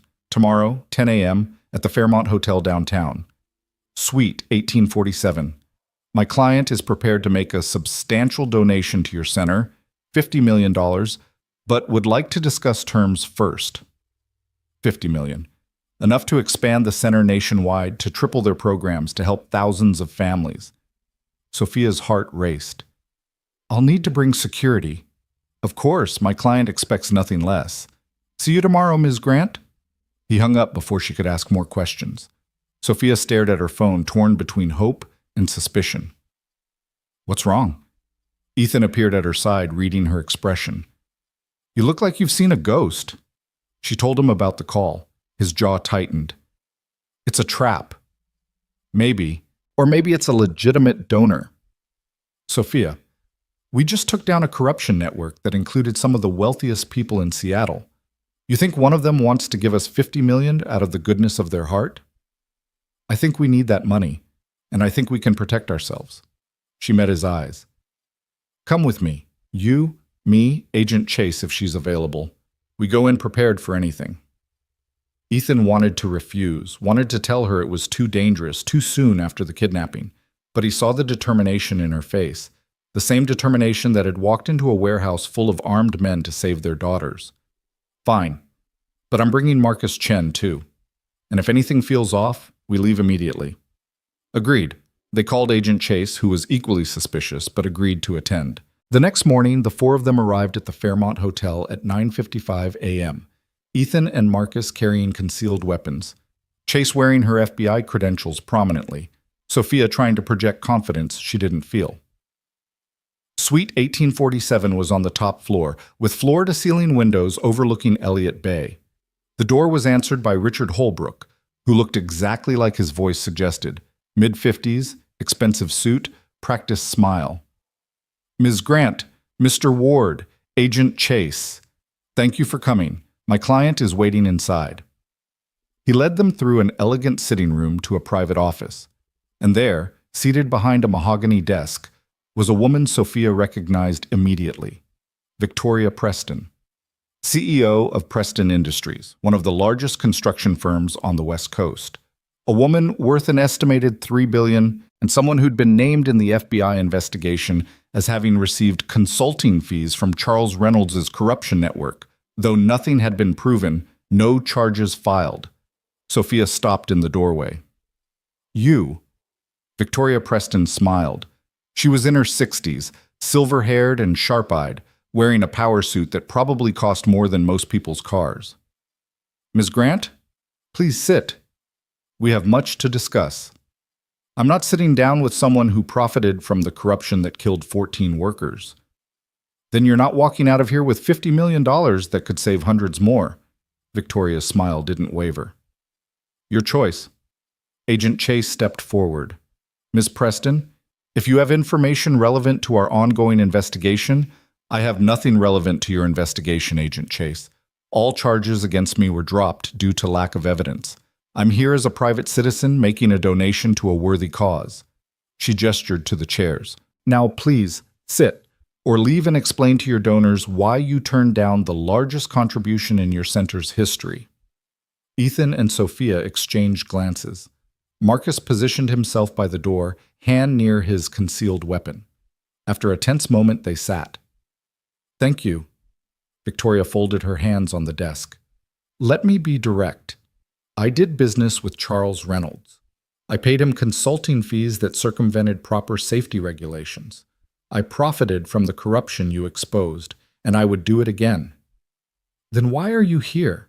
Sophia's voice was ice. Because the world has changed. Your little crusade, your confession, your dramatic rescue of kidnapped children. It's captured public attention in ways that make the old system untenable. Regulators are watching. Media is scrutinizing. Shareholders are demanding accountability. The game has new rules, and I'm adapting to them. So this is a PR move. Buy your way into looking ethical. This is business. My company needs to demonstrate commitment to workplace safety or face boycotts, lawsuits, and regulatory crackdowns. Your center provides perfect optics, reformed CEO, and vindicated whistleblower working together to prevent tragedies. If Preston Industries is your biggest donor, we benefit from that association. Victoria pulled out a contract. $50 million over 5 years. In exchange, we get prominent placement of our logo on your materials, speaking opportunities at your events, and consultation on your safety curriculum to ensure it reflects real-world construction challenges. You want to control what we teach? Ethan's voice was flat. I want to ensure you're not teaching impractical idealism that makes construction impossible. Safety matters, Mr. Ward, but so does building things on time and on budget. Surely we can find a balance. The balance is what killed 14 people. Sophia stood. Thank you for the offer, Ms. Preston, but we're not interested in money with strings attached, especially from someone who helped create the problem we're trying to solve. Sit down, Ms. Grant. I'm not finished. I am. Sophia headed for the door. Ethan and Chase followed. You're making a mistake, Victoria called after them. That $50 million could change everything. You could expand nationally, help thousands of workers. All I'm asking for is a seat at the table. Sophia paused at the door, looked back. The 14 men on our memorial wall don't get a seat at the table anymore. They don't get to see their children grow up, don't get to retire, don't get to live their lives. That's the cost of your balance, Ms. Preston, and we're not interested in repeating it. They left, walking through the hotel lobby in tense silence. Marcus scanned for threats. Chase made notes on her phone. Ethan and Sophia didn't speak until they were in the parking garage, safely away from listening ears. $50 million, Ethan said quietly. We could have done a lot of good with that money. Not if it came with her strings attached. The moment we let someone like Preston influence our curriculum, we compromise everything we stand for. Sophia leaned against their car, suddenly exhausted. We'll find other donors. Better donors. Will we? You've already liquidated your fortune. I have nothing to offer. Most corporations see us as troublemakers. We're running on grants and small donations right now. Then we make that enough. We start small, grow slowly, build our reputation through results instead of big checks from corrupt executives. She met his eyes. Unless you think I made the wrong call? Ethan was quiet for a long moment. Then, no, you made the right call. I want this center to succeed so badly that for a second I considered compromising. That's dangerous. It is. Which is why we need to stay vigilant, both of us, and remind each other what this is really about. Agent Chase joined them, pocketing her phone. I just spoke to the prosecutor handling the Preston Industries investigation. They're very interested in the fact that Victoria just tried to buy influence over a workplace safety organization. Might be enough to reopen her case. Will it stick? Sophia asked. Maybe. Maybe not. But at minimum, it'll keep her under scrutiny. Chase smiled grimly. You two did good in there. Not everyone would have walked away from that much money. Yeah, well, Ethan opened the car door. Turns out some things aren't for sale. The rejection of Preston's money made headlines. Phoenix Center turns down $50 million from controversial CEO. Media couldn't decide if it was principled or stupid. Some donors pulled support, worried about the center's financial stability. Others stepped forward, inspired by their refusal to compromise. Within a week, they'd received $8 million in new donations from unions, safety advocacy groups, and individuals who believed in what they were building. Not $50 million, but enough. Enough to keep the doors open, to expand their programs, to hire more instructors. The real breakthrough came 3 weeks later, when Vanessa Chen walked into Ethan's office with a proposal. I want to work here, she said without preamble. Full-time, developing family support programs for workplace accident victims. Ethan looked up from his paperwork. Vanessa, we can't afford. I don't need much, just enough to cover childcare and basic expenses. Michael's life insurance and the lawsuit settlement are enough for us to live on. But I need purpose. I need to feel like his death meant something. She sat down across from him. You gave me that when you built this place. Let me give it back to other families. Are you sure? This work, it's going to be emotionally brutal. Every day you'll be meeting people living through the same trauma you experienced. I know, but who better to help them than someone who understands? Someone who knows what it's like to bury a husband, to tell children their father isn't coming home, to navigate grief while the company responsible tries to deny responsibility? Her voice was steady. I can do this, Ethan. I need to do this. He studied her for a moment. This woman who'd lost so much but refused to let bitterness consume her. Okay, but we start you part-time, see how it goes. And the moment it becomes too much, you tell me. Deal? Deal. Vanessa became the center's heart. She created support groups for widows and widowers, developed resources for children grieving lost parents, partnered with therapists to provide free counseling. Within months, families who'd suffered workplace tragedies across the state were reaching out, asking for help, sharing their stories. The center grew, not in flashy ways, but in ways that mattered. A construction worker used their training to identify a structural flaw that would have collapsed a building. A factory foreman called their hotline to report unsafe conditions, triggering an OSHA investigation that saved lives. A union adopted their curriculum for mandatory safety training. Ethan and Sophia settled into an uneasy partnership.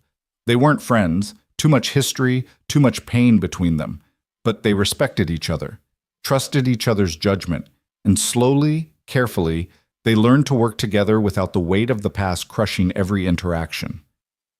Their daughters, meanwhile, formed an unexpected bond. Emma and Leah had survived trauma together, shared nightmares about the warehouse, attended therapy sessions side by side. Sophia enrolled Emma in the same school as Leah, figuring they needed stability and familiar faces. The girls became inseparable. They're like sisters, Sophia remarked one afternoon, watching Emma and Leah work on homework together in the center's break room. Trauma bonding, Ethan said. It's common in survivors. Maybe, but I think it's more than that. They genuinely like each other. Emma's been happier these past few months than she has in years. Leah, too. After Jenny died, she withdrew from everyone. Now she's... He paused, voice catching. She's laughing again. I forgot what that sounded like. Sophia glanced at him. You're doing better, too. Am I? You are. When I first showed up at your apartment, you looked like you were barely holding yourself together. Now you look like someone who's found a reason to keep fighting. Ethan didn't respond immediately. When he did, his voice was quiet. I spent 2 years drowning. In grief, in anger, in the injustice of what you did to me. Building this center. It gave me something to hold on to. A life raft. And I'm not sure if I should thank you for that or resent you for being the reason I needed it. Both, probably. That's fair. They stood in comfortable silence, watching their daughter's work. Then Emma looked up, saw her mother watching, and smiled. A real smile, bright and unguarded. Sophia's breath caught. She used to smile like that all the time, she whispered. Before the divorce, before the scandal, before I destroyed everything. I thought I'd never see it again. You will. Kids are resilient. They heal faster than we do. I hope you're right. A commotion outside interrupted them, raised voices, the sound of breaking glass. Ethan and Sophia ran to the front entrance, where Marcus Chen was restraining a man in his 30s who'd thrown a brick through their window. "You destroyed my father's company," the man shouted, struggling against Marcus's grip. Grant Tech audit triggered investigations that shut down 6 firms, including his. 100 people lost jobs because of your self-righteous crusade. Security arrived. Off-duty cops they'd hired after the kidnapping. They took custody of the man, leading him away still shouting threats. Ethan and Sophia surveyed the damage, shattered glass across the lobby floor, a brick with murderers spray-painted on it sitting in the debris. "This is the 3rd incident this month," Marcus said grimly. "Vandalism, threats, that suspicious fire in the dumpster last week. Someone's escalating." "Charles Reynolds' network?" Sophia asked. "Maybe. Or just people who've lost money because of our work. Corruption's profitable. We're costing a lot of people a lot of cash." Marcus pulled out his phone. "I'm calling for a full security assessment.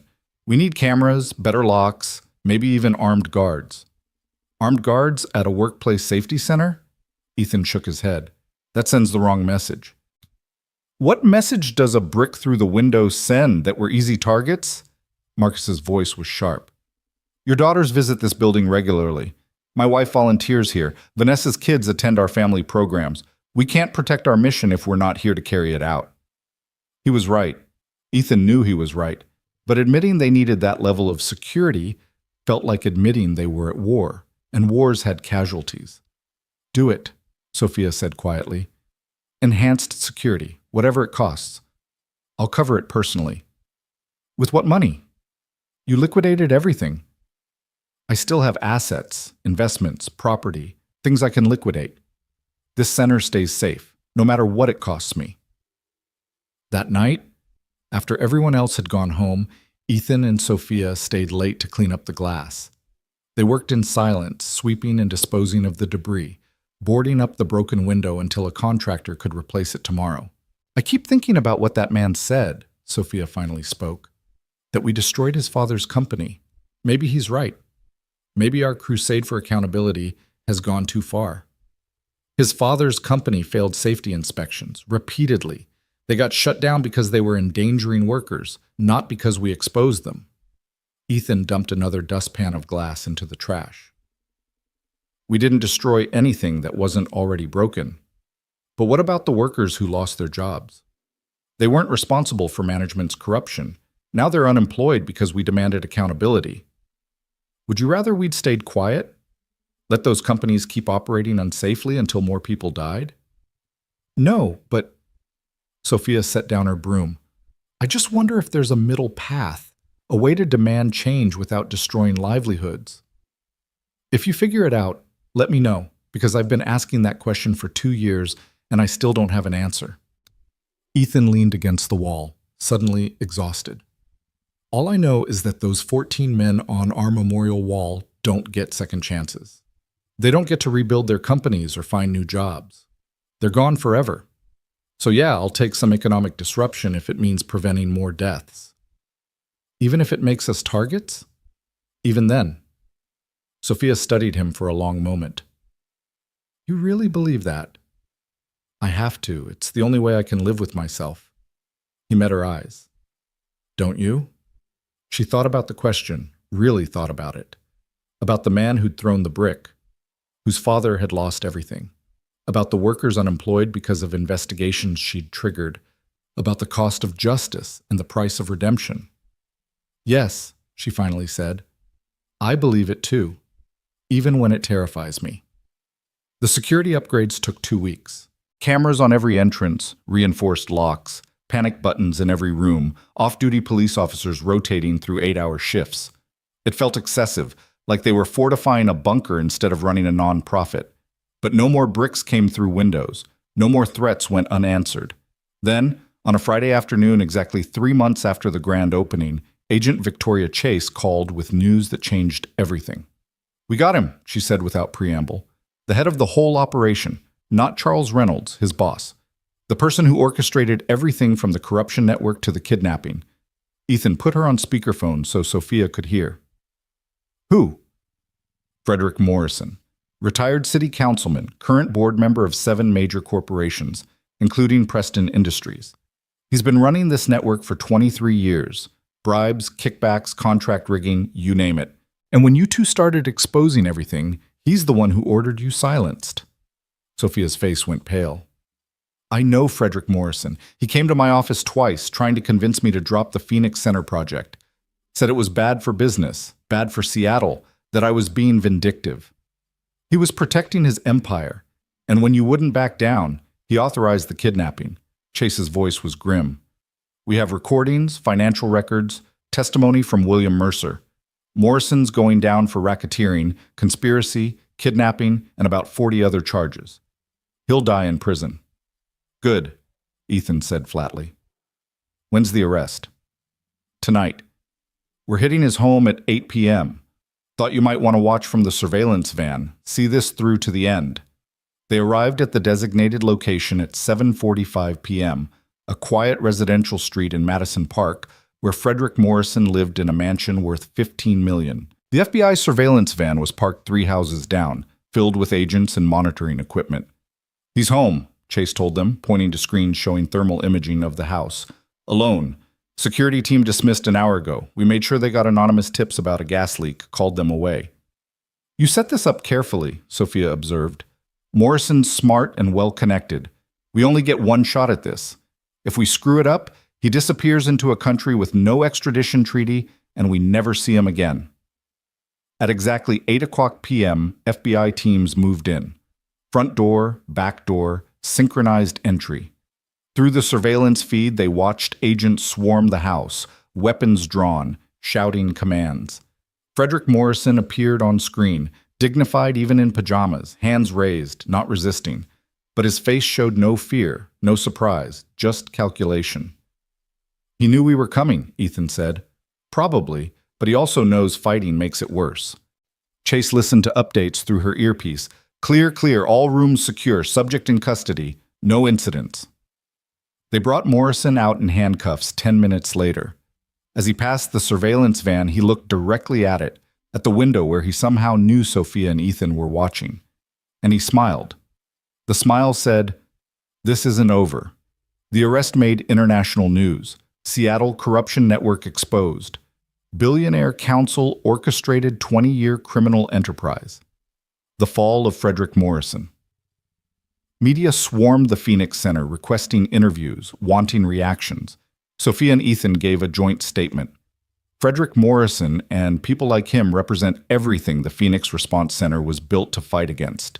Corporate greed, systemic corruption, the belief that profits matter more than people. Today's arrest shows that no one is above accountability, no matter how powerful, how wealthy, how well-connected. We're grateful to the FBI and to every whistleblower who risked everything to expose the truth. Public response was overwhelmingly positive. Donations poured in. Politicians expressed support. Corporations that had distanced themselves from the center suddenly wanted partnerships. But Ethan couldn't shake Morrison's smile. That calculation, that confidence. "He's not done," he told Sophia 3 days after the arrest. "He's planning something. He's in federal custody awaiting trial. What can he do?" "I don't know, but men like Morrison don't go down quietly." Ethan was right. 1 week after Morrison's arrest, the center received an anonymous package. Inside was a laptop containing hundreds of files, emails, documents, photographs, all of them showing questionable financial decisions Sophia had made as CEO of Grant Tech. Decisions that, while not illegal, looked terrible in context. Bonuses paid to executives while cutting worker safety budgets. Expensive corporate retreats funded by shell companies. Payments to consultants who did no actual work. A note was included. If you proceed with testimony against Frederick Morrison, these files go public. Your redemption arc becomes a fraud. The Phoenix Center loses credibility. Everyone loses. Drop the charges, and these files disappear forever. Sophia stared at the laptop, feeling her carefully rebuilt reputation crumbling. These are all real. I approved every one of these transactions. They were legal, but they look horrible, Ethan finished. Morrison's playing his final card. Destroy your credibility, destroy the center's mission. Maybe I should step down, remove myself from the center entirely, so this doesn't taint everything you've built. Absolutely not. That's exactly what he wants. To divide us. To make you doubt yourself. To prove that powerful men always win. Ethan's jaw was set. We're not giving him that satisfaction. But if these files go public, then we get ahead of them. We release them ourselves with full context before Morrison's people can weaponize them. He pulled out his phone. I'm calling Agent Chase. This is witness intimidation, evidence tampering. Morrison just added more charges to his list. They spent the next 48 hours working with the FBI and a crisis management team Sophia hired. They verified every document in the leaked files, prepared explanations for each questionable transaction, and then held a press conference. Sophia stood at the podium, the laptop open beside her, and said, Frederick Morrison wants to silence me by exposing mistakes I made as CEO. So I'm exposing them first. Here are files showing poor judgment, misplaced priorities, and decisions that prioritize profit over people. These transactions were legal but ethically questionable. I take full responsibility for them. They're part of why I built the Phoenix Center, to atone for the person I was and become someone better. Morrison thinks this destroys my credibility. I think it proves why accountability matters. The media response was mixed. Some praised her transparency. Others questioned whether someone with her history should be leading a workplace ethics organization. Donors debated. The board, now including Ethan, Vanessa Chen, and several family members of Plant 7 victims, held an emergency meeting. The question is trust, Marcus Chen said, presiding over the meeting. Can the public trust someone who made these decisions to lead this organization? The alternative is letting Morrison win, Vanessa countered. Letting him prove that exposing uncomfortable truths destroys you. That's not a precedent I want to set. They voted. 7 in favor of Sophia remaining, 3 against, 2 abstaining. She stayed, but the damage was done. Donations dropped. Media coverage turned skeptical. 3 major partnerships dissolved. The center, which had been growing steadily, suddenly faced an uncertain future. And Frederick Morrison, from his jail cell, smiled. The Phoenix Response Center limped through the next 3 months on life support. Donations that had once flowed steadily slowed to a trickle. Corporate sponsors who'd proudly displayed their logos on training materials quietly withdrew support. The staff, which had grown to 23 people at its peak, shrank to 11 as funding dried up and salaries became uncertain. Ethan worked without pay for 6 weeks straight. Sophia liquidated her last investment property, a condo in Vancouver she'd planned to retire in someday, just to make payroll. But the worst part wasn't the money. It was watching their mission crumble under the weight of public skepticism. Workers who'd once sought their training now questioned their legitimacy. Families who'd turned to them for support wondered if they were being exploited for publicity. The memorial wall with its 14 photographs remained, but fewer people stopped to read the names. We're dying, Marcus Chen said at a staff meeting on a gray Tuesday morning in November. Rain hammered the warehouse roof, matching everyone's mood. Not dramatically, just slowly bleeding out while Morrison watches from his cell and smiles. We're not dead yet, Ethan countered, but even he heard the hollowness in his voice. No, we're just hemorrhaging credibility and funding while our mission becomes a punchline. Last week, a construction supervisor told me his company banned our training materials because we're too controversial. We've become toxic. Marcus rubbed his tired eyes. Maybe it's time to admit Morrison won. He hasn't won. Sophia's voice cut through the defeatism like a blade.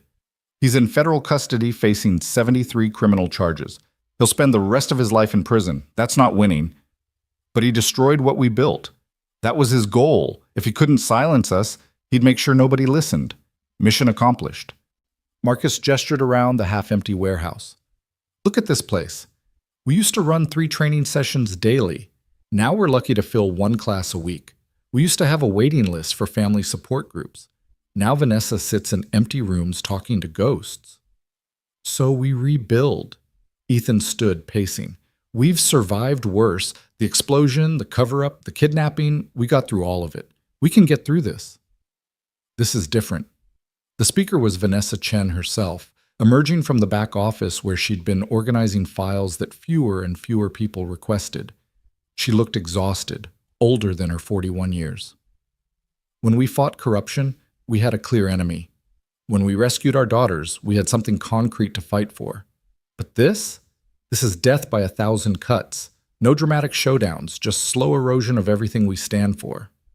Then we find a way to make people care again, Sophia said.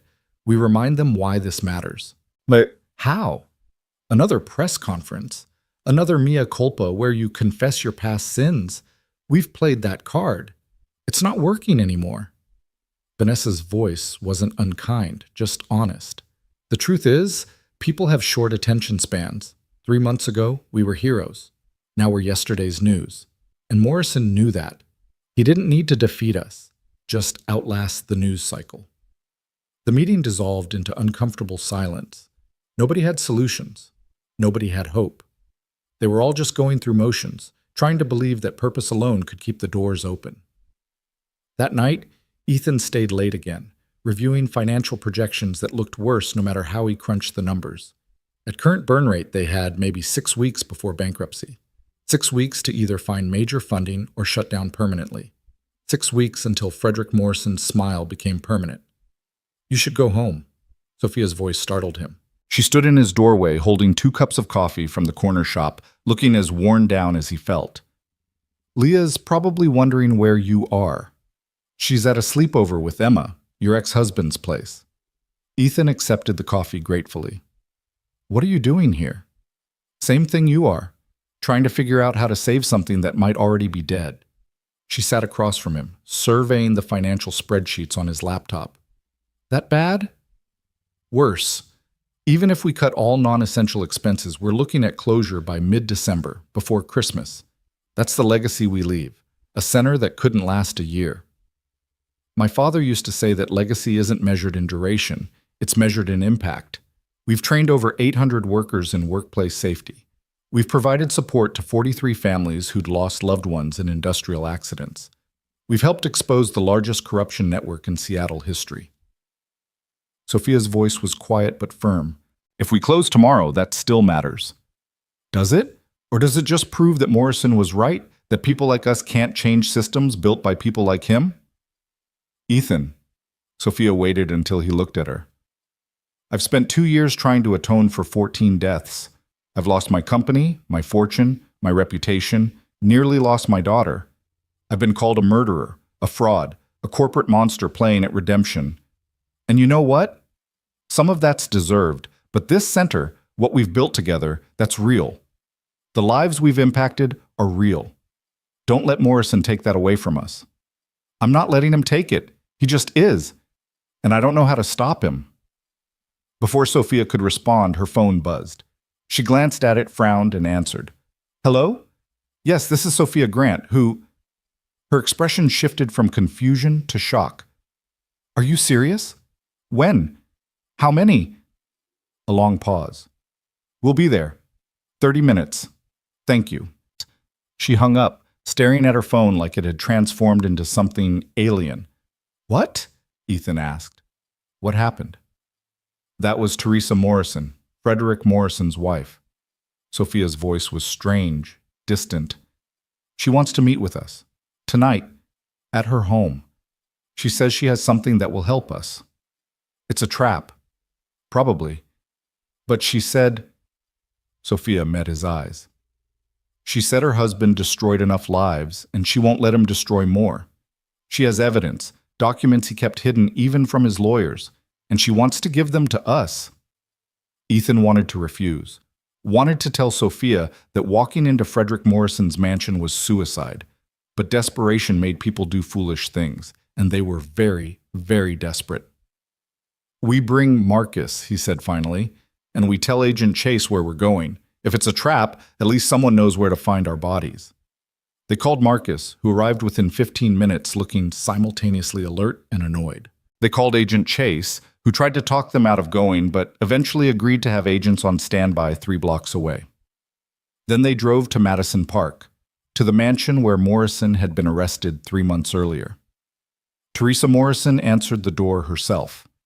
She was in her late 60s, elegant even in casual clothes, with the kind of poise that came from decades of navigating high society. But her eyes were red from crying, and her hands shook slightly as she gestured them inside. "Thank you for coming. I know this must seem suspicious." She led them through a marble foyer into a study lined with law books. On the desk sat a cardboard box sealed with tape. "My husband is a monster. I've known that for years, but told myself it was the price of the life we built, the wealth, the influence, the security. I looked away from so much because acknowledging it meant losing everything." "What changed?" Sophia asked gently. "Emma Grant, Leah Ward." Teresa's voice cracked. "When I learned my husband had orchestrated their kidnapping, that he'd authorized terrorizing children to protect his empire, I couldn't look away anymore. Those girls are the same age my granddaughters were when—" She stopped, composed herself. "Frederick tried to murder children, my husband, the man I've loved for 43 years. And I did nothing." "You're doing something now," Ethan said quietly. "Too late. Always too late. But maybe not entirely useless." Teresa gestured to the box. "These are Frederick's insurance files, evidence he collected on every person in his network, proof of their crimes, leverage to ensure their silence, financial records, audio recordings, photographs. Enough to take down at least 50 more people involved in the corruption." Sophia stared at the box. Why didn't he destroy these when he was arrested? Because he thought he'd beat the charges. Thought his lawyers would find some technicality, some loophole. These files were his backup plan. If anyone turned on him, he'd destroy them first. Teresa's smile was bitter. He didn't count on his wife turning on him. "This could restart the investigation," Marcus said, already pulling out his phone to call the FBI. "With this evidence, we could—" "There's more." Teresa pulled out an envelope from her jacket pocket. "Inside are the names of 3 journalists Frederick was paying to write negative stories about your center. Planting doubts, amplifying criticisms, manufacturing controversy. He orchestrated your reputation crisis from prison." "How?" Ethan's jaw clenched. "He's in federal custody. How is he still running operations? Corrupt guards, lawyers who smuggle messages, associates who execute plans in his absence. Frederick's been building this network for 23 years. You think prison walls stop that?" Teresa handed the envelope to Sophia. "Expose these journalists. Show the public that your reputation crisis was manufactured. Maybe it helps. Maybe it doesn't, but at least it's the truth."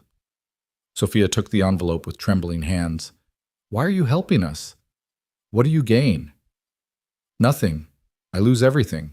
My husband will die hating me. His associates will destroy my reputation.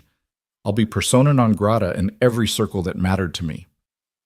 "But—" Teresa looked at the framed photographs on Morrison's desk. Her husband, her children, her grandchildren. A family built on blood money.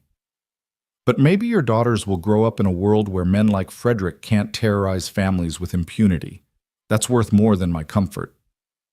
They left with the box and envelope, Marcus handling both like they contained live explosives. In the car, nobody spoke until they were miles away from Morrison's mansion. "Could be fake," Marcus finally said. "Could be designed to discredit us further when it's revealed as fraudulent." "We'll verify everything before going public," Sophia said. "But if it's real, we just got the ammunition to destroy Morrison's entire network." Ethan's voice was hard. "And to prove that everything we've been fighting for matters." They spent the next 72 hours in lockdown at the center, working with Agent Chase and a team of FBI analysts to verify the contents of Teresa Morrison's files. Every document, every recording, every photograph was scrutinized, cross-referenced, authenticated. It was painstaking, exhausting work. But by the end of the 3rd day, Agent Chase delivered her verdict. "It's legitimate, all of it. Teresa Morrison just handed us the biggest corruption bust in Pacific Northwest history." Chase looked simultaneously thrilled and exhausted. We're talking senators, judges, corporate executives, union leaders, 53 people involved in a criminal enterprise that generated an estimated $2.3 billion in illegal profits over 2 decades. What happens now? Sophia asked. Now we build cases, execute warrants, make arrests. This will take months, maybe years to fully prosecute. But Ms. Grant, Mr. Ward, you just helped expose systemic corruption that most people spend entire careers trying to crack. Chase smiled, genuine and warm. The Phoenix Response Center just became one of the most important organizations in workplace safety reform. Your credibility is about to get a major boost. She was right. Within a week of the FBI announcing their expanded investigation, media coverage of the Phoenix Center shifted dramatically. Stories that had questioned their legitimacy now praised their persistence. Journalists who'd written hit pieces were themselves exposed as being on Morrison's payroll, their careers destroyed, their publications issuing embarrassed retractions. Donations resumed, then doubled, then tripled. Within a month, the center had more funding than at any point in its history. Corporations that had distanced themselves now fought to be associated with the organization that had taken down the most powerful corruption network in decades. But success brought new challenges. The warehouse that had felt too empty suddenly became too small. They needed more space, more staff, more resources to handle the demand. Training sessions that used to have 15 people now had waiting lists of 200. Family support groups expanded from one location to satellite offices across Washington state. We're drowning in success, Vanessa said at a staff meeting, looking simultaneously pleased and overwhelmed, which is a much better problem than dying from failure. But it's still a problem. We need to expand, Marcus agreed. Bigger facility, professional administration, maybe even franchising the model to other cities. All eyes turned to Ethan and Sophia. They'd been co-directors from the beginning, but the organizational structure had been informal, improvisational.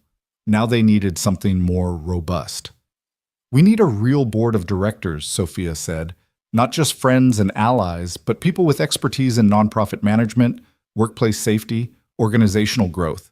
People who can scale this beyond what Ethan and I built in a warehouse. We also need to decide on leadership, Ethan added. Right now, Sophia and I make decisions by consensus. That works for a small operation, but not for what we're becoming. We need clear hierarchy, defined roles, professional structure. The conversation continued for hours. They debated governance models, leadership structures, expansion strategies. It was tedious, necessary work, transforming a passion project into a sustainable institution. That evening, after everyone else had gone home, Ethan and Sophia stood in the empty warehouse, looking at the memorial wall with its 14 photographs. We did it, Sophia said quietly. We built something that matters, something that will outlast us. Because of them. Ethan touched one of the photographs, Tommy Reeves, the electrician whose brother had confronted them at the grand opening. They're the reason any of this exists. Do you think they'd be proud? Or would they see it as too little, too late? I think they'd be glad their deaths meant something. That's all any of us can hope for, that our lives or our deaths have meaning beyond ourselves. Ethan turned to face her. Sophia, we need to talk about leadership structure. I know. You should be executive director. You have the vision, the expertise, the moral authority. I can step back to an advisory role. No. Ethan's voice was firm. You're not stepping back. You're not hiding. We do this together, or not at all. But I'm the one who caused this. The explosion, the deaths, everything that made this center necessary. How can I lead an organization built on atoning for my sins? Because that's exactly why you should lead it. You know the cost of choosing profit over people. You've lived both sides. The corporate executive who ignored warnings and the reformed advocate trying to prevent others from making the same mistakes. That perspective is invaluable. Ethan moved closer. I can teach workplace safety. I can train inspectors and mechanics and engineers, but I can't speak to executives the way you can. I can't make them understand what they'll lose if they ignore safety concerns. That's your job. Sophia's eyes filled with tears. I don't deserve that trust. Maybe not. But our mission deserves the best leadership we can give it. And that's both of us. working together, using our different strengths to build something that protects workers. He extended his hand. Partners? She looked at his hand, the hand of the man she'd destroyed, who'd saved her life, who'd chosen to build with her instead of against her. Slowly she took it. Partners. They shook on it, a formal agreement to transform their uneasy alliance into genuine collaboration. It wouldn't erase the past, wouldn't bring back the 14 workers or Ethan's wife or the 2 years he'd lost. But it was a start. The next morning, they announced the new leadership structure. Ethan Ward and Sophia Grant would serve as co-executive directors. Vanessa Chen would become director of family services. Marcus Chen would head security and risk management. They hired professional staff for administration, fundraising, communications. The scrappy nonprofit became a real organization. They also announced their expansion plan. The Phoenix Response Center would open 5 satellite locations across Washington, Oregon, and California within 18 months. They'd develop online training programs to reach workers nationwide. They'd create a legal defense fund for whistleblowers facing retaliation. They'd partner with universities to research workplace safety innovations. It was ambitious, maybe too ambitious, but ambition had built the center in the first place, and ambition would carry it forward. 3 weeks after the announcement, on a Friday afternoon in early December, a moving truck pulled up to the warehouse. Workers began loading equipment, files, furniture. The lease on the warehouse was ending, and they were relocating to a larger facility, a 3-story building in Georgetown with modern classrooms, conference rooms, and space to grow. Sophia watched the movers work, feeling unexpectedly emotional about leaving this space. Yes, it had been cramped and imperfect, but it was where the Phoenix Center had been born, where they'd held their first training session, their first support group, their first moment of believing they could actually make a difference. Second thoughts? Ethan joined her, holding a box of files. Nostalgia. This place represented everything we were fighting for, making something good from the ruins of tragedy. The new building represents that too, just with better heating and functional bathrooms. He smiled. Change is good, Sophia. We can honor what this place meant while building something better. They were interrupted by excited shouting from the loading area. Marcus appeared, grinning wider than Sophia had ever seen. You two need to see this, now. They followed him outside, where a delivery truck had arrived. The driver was unloading large wrapped packages, dozens of them. Marcus handed Ethan an envelope that had come with the delivery. Inside was a letter, handwritten on expensive stationery. Dear Mr. Ward and Ms. Grant, I recently learned about the Phoenix Response Center from news coverage of the Morrison investigation. Your mission resonates deeply with me. My late husband died in a construction accident 15 years ago. Faulty scaffolding, ignored safety warnings, the same story you're fighting to end. I've followed your work with admiration and hope. These packages contain equipment I believe will help your training programs. Use them well. Change the world. Respectfully, Margaret Sullivan. Ethan tore open one of the packages. Inside was a state-of-the-art virtual reality training system, the kind that cost tens of thousands of dollars. He opened another, advanced safety monitoring equipment. Another, pressure sensors, structural analysis tools, emergency response kits. There's more, Marcus said, pointing to an attached invoice. She donated $1.2 million worth of equipment, everything on our wish list and things we didn't even know existed. It's all here. Sophia found herself crying, overwhelmed by the generosity of a stranger who'd suffered loss and chosen to transform it into support for their mission. This was why they fought. This was what made the struggle worthwhile. People like Margaret Sullivan, who'd lost everything but still believed in building something better. We need to thank her, Sophia managed, personally. Not just a form letter, but a real genuine thank you. Already on it, Marcus said. I've got her contact information. We'll arrange a meeting, show her what her donation accomplished. The move to the new building took 3 days. It was chaos, boxes everywhere, furniture in wrong rooms, technology that needed configuring. But slowly, methodically, the space transformed into something remarkable. Bright classrooms with modern equipment. A memorial hall displaying not just the original 14 photographs, but space for others. A growing wall of workers whose deaths had catalyzed change. A children's area for family support programs, decorated with bright colors and hope. On December 15th, they held a soft opening. No media, no big announcements. Just the core team, a few donors, and the 7 Plant 7 families who'd attended the original grand opening. Mrs. Martinez stood before the expanded memorial wall, touching her son Daniel's photograph. "You've grown this place," she said to Ethan and Sophia. "When you first opened, I wasn't sure if it would last, if it was real or just guilt masquerading as purpose. But you've proved it's real. You've built something that will outlive all of us." "Because of Daniel," Sophia said. "Because of all of them. They're the foundation everything else is built on." "I know, and I'm grateful." Mrs. Martinez turned to face them. "I still don't forgive you, Ms. Grant. I'm not sure I ever will. But I respect what you're doing." That's enough. It was more than Sophia had hoped for, more than she deserved. She nodded, unable to speak past the lump in her throat. The evening continued with tours, conversations, quiet reflections. Emma and Leah ran through the new building, claiming favorite rooms, imagining all the good that would happen here. They'd healed remarkably over the past months, still had nightmares occasionally, still attended therapy weekly, but they were children again. Happy, hopeful, believing in tomorrow. As the guests departed and night fell over Georgetown, Ethan and Sophia found themselves alone in the memorial hall. 14 photographs had become 37. They'd added images of workers from other companies who'd died due to negligence, representing the larger fight they'd committed to. "Frederick Morrison's trial starts in 6 weeks, Sophia said quietly. "They want us both to testify." "I know. Agent Chase briefed me yesterday." Ethan studied the photographs. "It'll be brutal. Morrison's lawyers will attack our credibility, our motivations, everything we've built. They'll make it about us instead of about his crimes." "Let them try. We've survived worse." Sophia's voice was steady.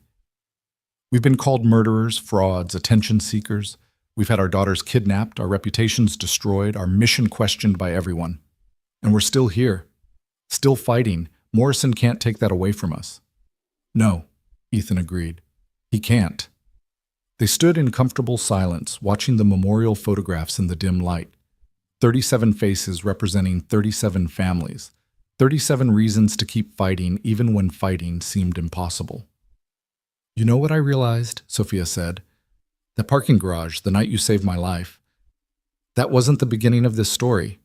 It was the middle. The beginning was when you tried to warn me about Plant 7 and I fired you. Everything since then has been consequences of that moment. And the ending won't be Morrison's trial or this new building or any single event. The ending is the rest of our lives, spent trying to make that moment mean something. That's not an ending. That's just life." Ethan turned to face her. "We don't get neat conclusions or final victories. We just get days, some good, some terrible, most somewhere in between. And we choose how to spend them. Then I choose to spend them fighting, making this center everything it can be, protecting workers, supporting families, holding corporations accountable." She met his eyes. "What do you choose?" "The same, for as long as it takes." A sound from the doorway interrupted them. Vanessa Chen stood there, holding a bottle of champagne and 3 glasses. "Sorry to interrupt the meaningful moment, but I figured we should celebrate. New building, new chapter, all that inspirational stuff." "You brought 3 glasses?" Ethan noticed. "I'm optimistic. Plus, Marcus is parking the car. He'll want in on this." She poured, handed glasses to Ethan and Sophia. "To the Phoenix Response Center.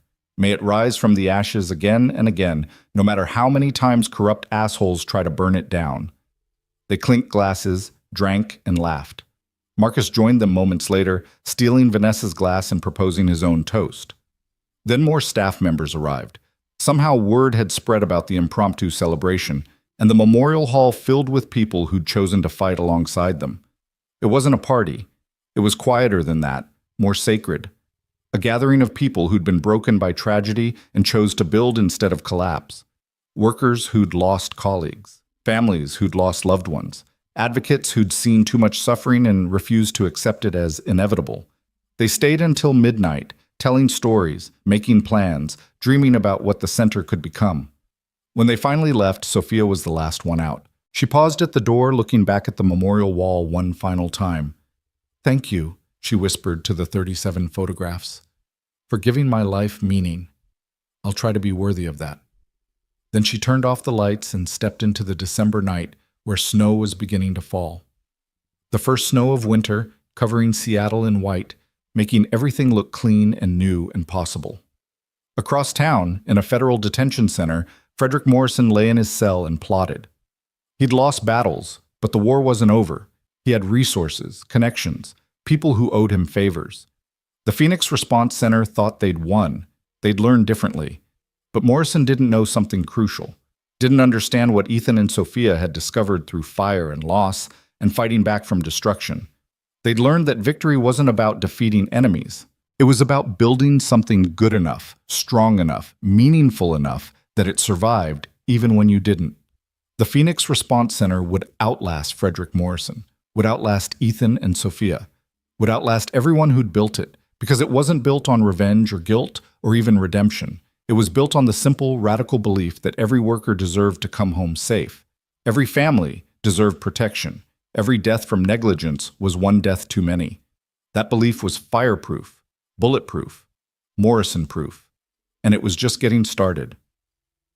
3 weeks later, on January the 3rd, the Phoenix Response Center held its first training session in the new building. 52 construction workers from 6 different companies attended. Ethan taught them to recognize structural risks. Sophia explained how to report safety concerns without retaliation. Vanessa spoke about supporting families if the worst happened. At the end of the day, one of the workers, a young man maybe 25 with calloused hands and tired eyes, approached Ethan. "My cousin died at Plant 7, he said. "David Martinez. He was Mrs. Martinez's nephew. Family never talks about it much. Too painful. But I wanted you to know that because of David, because of this place, I'm going home safe tonight, and tomorrow, and every day after. So thank you. From all of us who get to keep living because you wouldn't give up." Ethan shook his hand, blinking back tears. "Thank you for being here, for learning, for caring enough to make yourself safer. It's not just about me. I got a wife, a baby girl who's 3 months old. She deserves a dad who comes home." The young man smiled. "That's what this is really about, right? Not safety regulations or corporate accountability, just fathers coming home to their daughters." "Yeah," Ethan whispered, thinking of Leah. "That's exactly what it's about." The worker left, and Sophia joined Ethan by the window. Outside, Seattle sprawled under winter clouds, gray and cold, but alive with possibility. "We're going to make it," she said. Not a question, a statement of fact. "We are," Ethan agreed. "Not because we're special or heroic or anything dramatic. Just because we keep showing up, keep fighting, keep choosing right over easy, even when right is impossibly hard. Your Navy SEAL saying, the only easy day was yesterday. Every day harder than the last. Every day a choice to keep going." He turned to her. "Think we'll still be doing this in 10 years? I think we'll be doing this until we die, or until every workplace in America is actually safe, whichever comes first. So definitely until we die." They laughed, exhausted and exhilarated in equal measure. Outside, the first trainees were heading to their cars, to their homes, to their families. They'd learned skills today that might save their lives tomorrow. That had to be enough. That was everything. Ethan thought about Frederick Morrison in his cell, probably still scheming, still believing he could destroy what they'd built. Let him try. The Phoenix Center wasn't just a building or an organization anymore. It was an idea, and ideas, once planted, were impossible to kill. Sophia thought about the 14 workers on the memorial wall, about the 23 others who'd joined them, about all the future workers who'd never appear there because of the work being done today. That was her legacy now. Not the billions she'd made, not the company she'd built, but the lives she'd saved by admitting she'd failed to save others. It was a strange kind of redemption. Incomplete, imperfect, ongoing. But it was real. And real was enough. "Come on," Ethan said, collecting his jacket. "Leah and Emma are making dinner tonight. Some kind of pasta experiment. We're invited." "Both of us?" "Both of us. The girls insist. Something about family dinner." Sophia smiled, genuine and warm. "Then we'd better not disappoint them." They left together, 2 people bound by tragedy and choice, and the daily work of building something that mattered. The Phoenix Response Center locked up behind them, safe and solid, waiting for tomorrow's battles. And in the memorial hall, 37 faces watched over empty rooms, their deaths transformed into purpose, their loss into meaning, their memory into a promise that would outlive everyone who'd known them. The Phoenix had risen from the ashes. Now it just had to keep flying. The pasta experiment turned out to be catastrophic in the best possible way. Emma and Leah had attempted some kind of carbonara Alfredo fusion that resulted in a pot of what could only be described as cheese soup with occasional pasta sightings. They served it with such pride that neither Ethan nor Sophia had the heart to suggest ordering pizza instead. "This is delicious," Sophia lied, forcing down another bite while Emma beamed. "It's really not," Leah said with the brutal honesty of a 10-year-old. "But we tried hard, so you have to eat it anyway." They sat around the small dining table in Ethan's apartment, the same cramped space he'd lived in for 2 years, though now it felt less like a prison and more like a home. Photographs covered the refrigerator, Leah's school artwork, Emma's soccer team, a picture of all 4 of them at the center's opening. A family, unconventional and unexpected, built from ruins. "Dad got a letter today," Leah announced between bites of cheese soup. "From the president." Ethan shot his daughter a look. "Leah, we talked about this." "About what?" Sophia set down her fork. "Ethan, what letter?" He sighed, realizing he couldn't avoid this conversation. "The White House contacted me last week. They're holding a ceremony honoring whistleblowers and workplace safety advocates. They want me to attend, speak, probably. It's not a big deal." "It's a huge deal." Emma bounced in her seat. "Mom, they want Mr. Ward to meet the president. That's amazing."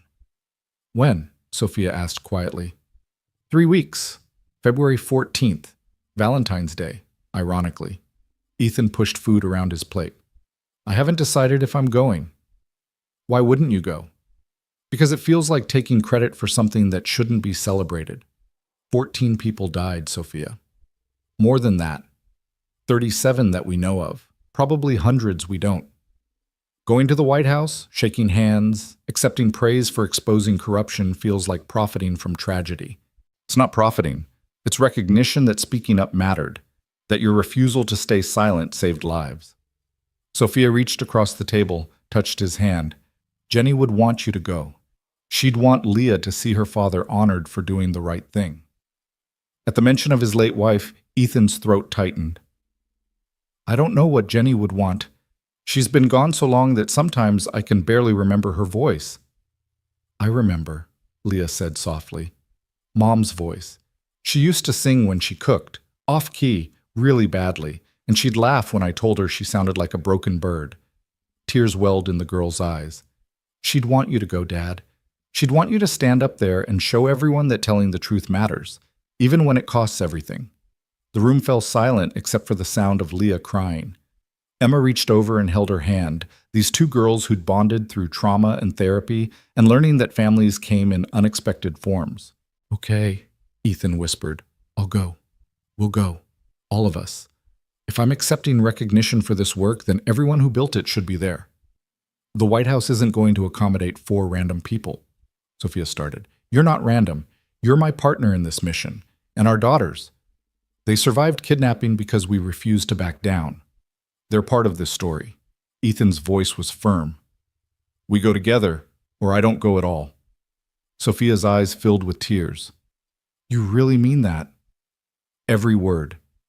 2 weeks later, Agent Victoria Chase called with news that would reshape everything they thought they knew about the case. "Frederick Morrison is dead." Ethan nearly dropped his phone. "What? How?" "Heart attack. In his cell. Around 3 a.m. this morning. Prison medical staff tried to revive him but couldn't. He was pronounced dead at 3:47 a.m. Chase's voice was carefully neutral. "The timing is suspicious.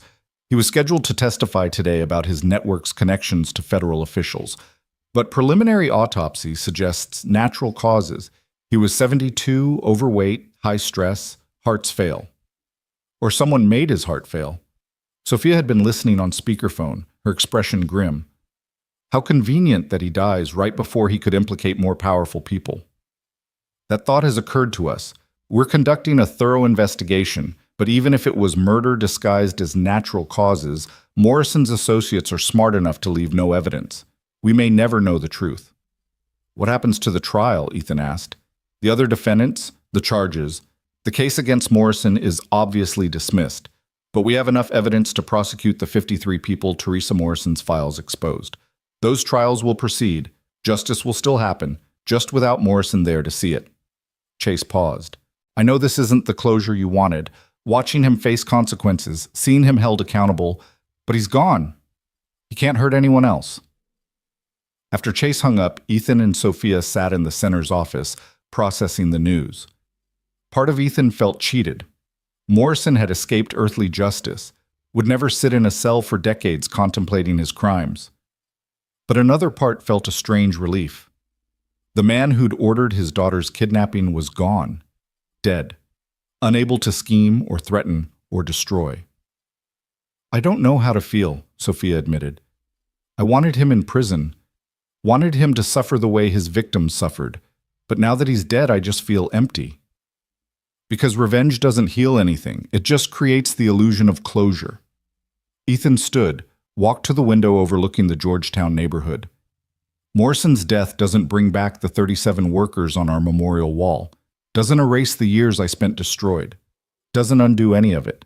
So what does it change? Maybe nothing. Maybe everything. We spent so much energy fighting him that now that he's gone, we have to figure out who we are without that enemy defining us. We're people building a center that protects workers. That hasn't changed. "No," Sophia agreed, "but the shadows lifted. We're not fighting Morrison's sabotage anymore. We're just doing the work. That's simpler, cleaner, maybe harder in its own way." The news of Morrison's death hit media within hours. Cable news ran retrospectives on his corruption network, his crimes, the Phoenix Center's role in exposing him. Some commentators suggested his death was suspicious. Others said it was karma. A few called it tragic, a powerful man brought low by his own greed. The center received hundreds of messages, some supportive, some accusatory, many just confused about what Morrison's death meant for workplace safety reform. Ethan and Sophia released a joint statement. "Frederick Morrison's death doesn't change our mission. The corruption he represented still exists. The systems that allowed 37 workers to die preventable deaths still need reform. We'll continue fighting for workplace safety, supporting affected families, and holding corporations accountable. Morrison may be gone, but the work remains." The White House ceremony became more significant in light of Morrison's death. What had been scheduled as a routine recognition became a national conversation about whistleblower protection, corporate accountability, and the price of speaking truth to power. On February 14th, Ethan, Sophia, Emma, and Leah flew to Washington, D.C. The flight was surreal. Ethan had never been to the nation's capital, had barely traveled since Jenny's death. Now he was going to meet the president, bringing his daughter and his former enemy-turned-partner, representing a movement that had transformed his personal tragedy into systemic change. They stayed at a modest hotel near the National Mall. That evening, they walked past monuments and museums, 4 people who'd been strangers 3 years ago, now bound together by circumstances that still seemed impossible. "Mom," Emma said, holding Sophia's hand, "are you nervous about tomorrow?" "Terrified. I'm going to the White House as someone who was complicit in the corruption we exposed. Some people think I don't deserve to be there." "But you changed. You made things right." Emma looked up at her mother with fierce loyalty. "That's what heroes do, right? They make mistakes and then fix them." "I don't think I'm a hero, baby. You are to me. You could have stayed rich and safe and pretended nothing was wrong, but you chose to lose everything to tell the truth. That's brave." Sophia pulled her daughter close, crying openly on the National Mall while tourists passed and monuments watched. Ethan gave them space, walking ahead with Leah, giving Sophia and Emma their moment. "Do you think your mom would be proud of me?" Leah asked suddenly, "for being brave when we got kidnapped?" Ethan knelt down, eye level with his daughter. "Your mom would be so proud of you every single day, for your courage, your kindness, your ability to find joy even after everything we've been through.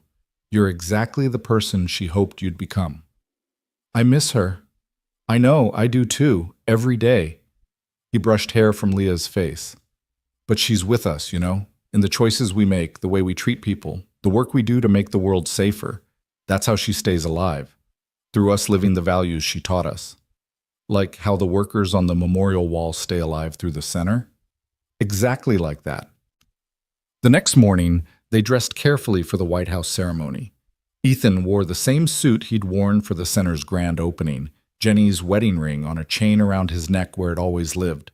Sophia wore a simple blue dress with the pin bearing 14 names. She never appeared publicly without it.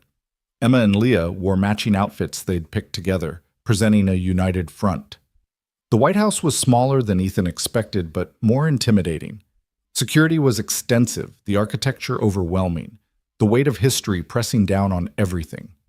They were escorted through corridors lined with portraits of former presidents, into the East Room where the ceremony would be held.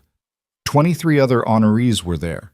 Whistleblowers who'd exposed corporate fraud, environmental destruction, financial crimes. People who'd sacrificed careers, reputations, sometimes safety to reveal truth. Ethan found himself among his tribe, people who understood what it cost to choose right over easy. "Mr. Ward?"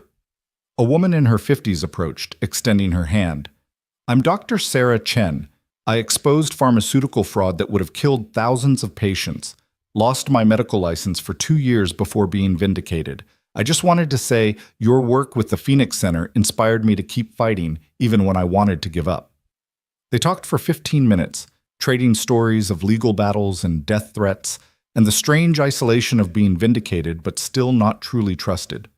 Other honorees joined the conversation, creating an impromptu support group for people society simultaneously celebrated and suspected. When the president entered, everyone stood. He was younger than Ethan expected, with tired eyes that suggested the weight of office was heavier than cameras showed.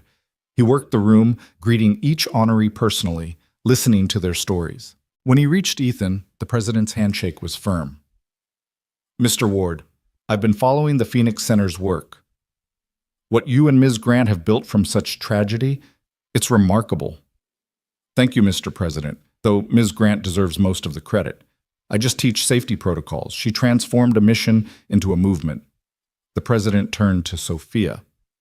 "Ms. Grant, your confession took courage.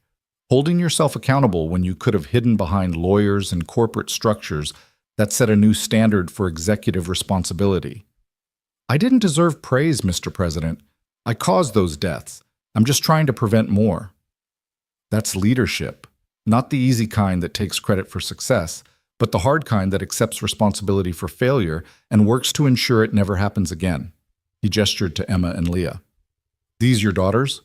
"Yes, sir," Ethan and Sophia said simultaneously, then glanced at each other, surprised by the joint claim. The president smiled. "They look like they're lucky to have you both." The ceremony began. One by one, honorees were recognized, their stories told, their sacrifices acknowledged. When Ethan's name was called, he walked to the podium with Sophia beside him. They'd agreed to accept recognition together since the work was joint. The citation read, "For extraordinary courage in exposing workplace safety violations and corporate corruption at great personal cost, and for creating the Phoenix Response Center, which has trained over 2,000 workers, supported 97 families, and contributed to the prosecution of 53 individuals involved in systemic corruption.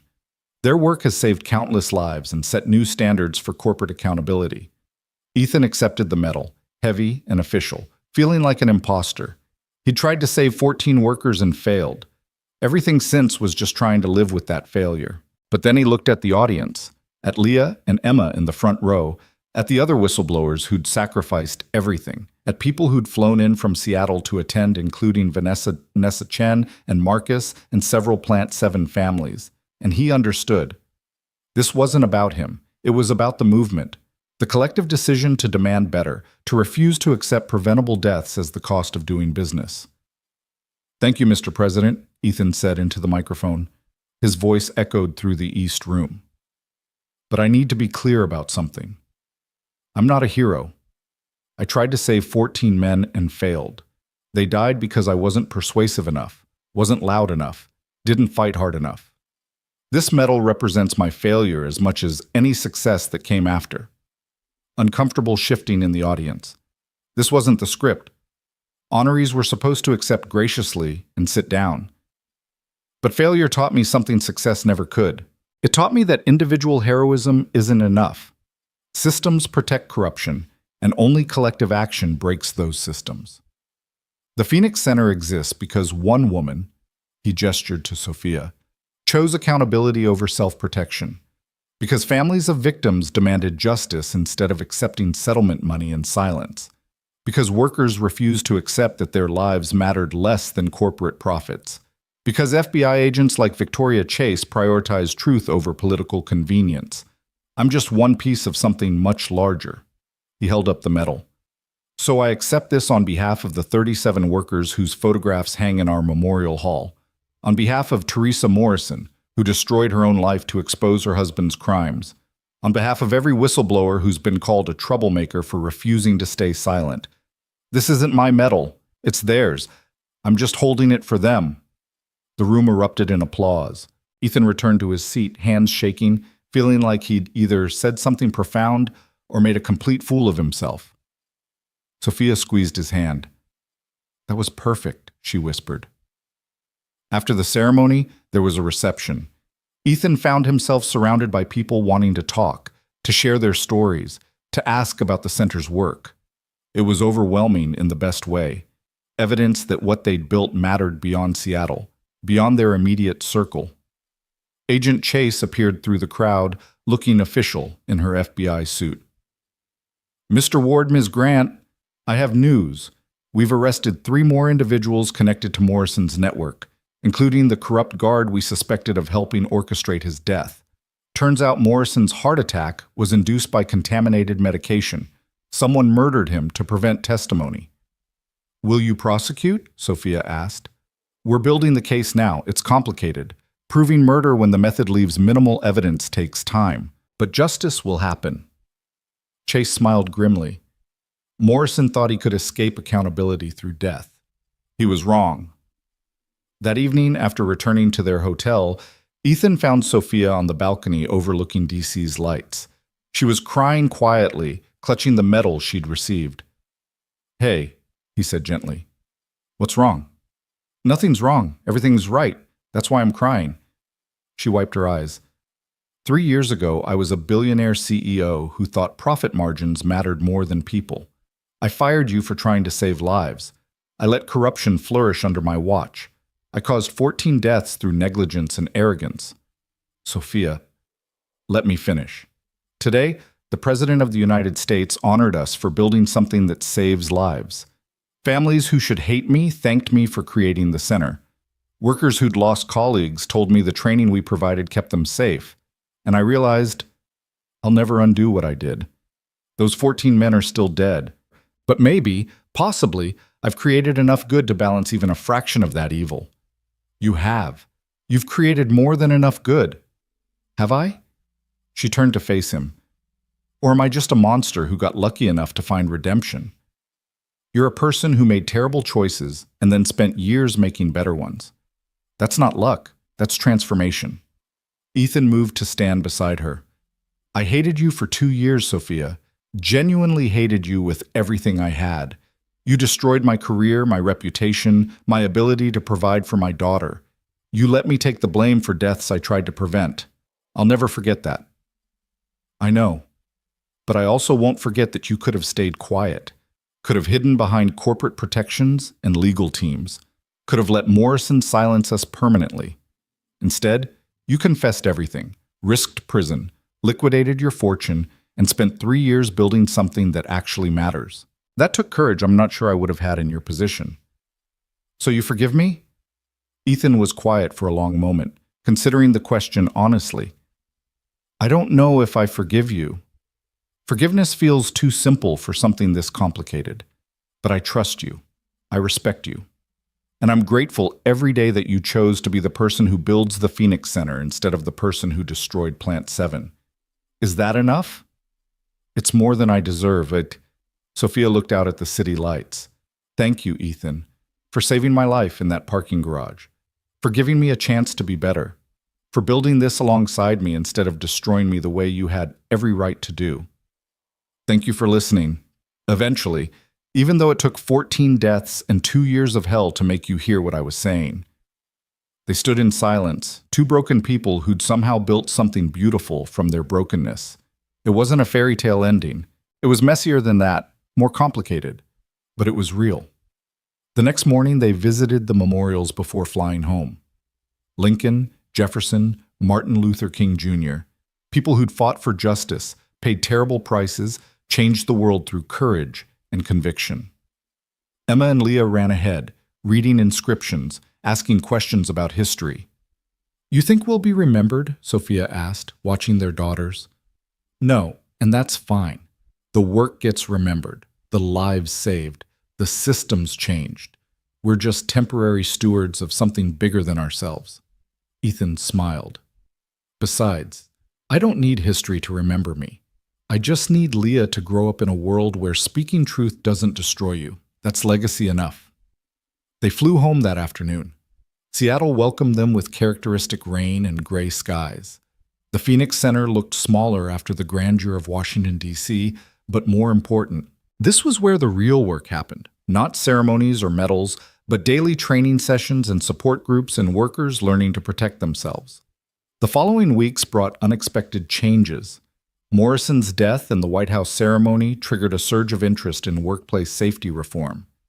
3 governors contacted the center about creating state-level programs modeled on their work. The Department of Labor asked them to consult on new federal regulations. Universities wanted to study their training methods. "We're becoming legitimate," Marcus observed at a staff meeting. "Not scrappy underdogs fighting corruption, but established experts that government agencies consult." "That's weird." "It's evolution," Vanessa countered. "We started as a crisis response to immediate tragedy. Now we're building sustainable infrastructure. That's how movements become institutions." "Is that good?" Leah's question caught everyone off guard. She'd been sitting quietly in the corner doing homework while the adults met. "Becoming an institution, I mean. Don't institutions become the thing they were fighting against?" Out of the mouths of children. The room fell silent, confronting an uncomfortable truth. They'd built the Phoenix Center to challenge institutional corruption. What happened when they became the institution? "That's why we have to stay vigilant," Sophia said. "Keep questioning ourselves. Keep listening to critics. Keep the memorial wall visible so we never forget why we exist. The moment we prioritize organizational growth over mission, we've failed." "How do we prevent that?" Ethan asked. "Because history shows that most reform movements eventually become part of the system they were trying to change." The discussion continued for hours. They debated governance structures, accountability measures, ways to preserve their insurgent spirit while scaling their impact. No easy answers emerged, but the willingness to ask hard questions felt important. That evening, Ethan received an unexpected call. A number he didn't recognize, but something made him answer. "Mr. Ward, this is Father Michael Chen. I'm a Catholic priest here in Seattle, and I'm calling about a rather unusual situation." The voice was gentle, educated. "A woman came to confession last week. She's dying, terminal cancer, weeks left. And she wanted me to contact you on her behalf." "Who is she?" "Her name is Patricia Reynolds, Charles Reynolds' mother." Ethan's blood ran cold. Charles Reynolds, the vice president who'd orchestrated the Plant 7 cover-up, was serving 35 years in federal prison. His mother was the last person Ethan expected to hear from. What does she want? To apologize. To tell you the truth about her son. She says there are things you don't know, things that might help you understand how the corruption became so systemic. Father Chen paused. "She's at Providence Hospital, room 437. She asked if you'd visit before she dies. No pressure, I understand if you refuse, but I promise to relay the message." Ethan hung up, mind reeling. Sophia noticed his expression immediately. "What's wrong?" He told her about the call. Her face cycled through shock, anger, and something like curiosity. "Are you going?" she asked. "I don't know. Part of me wants to hear what she has to say. Part of me thinks it's a trap or a manipulation. Part of me just doesn't care. Reynolds is in prison, his mother is dying. None of it brings back the people who died." "But you're curious." "Yeah, I am." Ethan met her eyes. "Come with me?" They visited Providence Hospital the next afternoon. Room 437 was in the oncology wing, where the air smelled of antiseptic and approaching death. Patricia Reynolds looked exactly like her son. Same sharp features, same calculating eyes, but cancer had hollowed her out, leaving only essential bones and relentless will. "Mr. Ward, Ms. Grant," her voice was a whisper. "Thank you for coming. I wasn't sure you would." "We almost didn't," Sophia said honestly.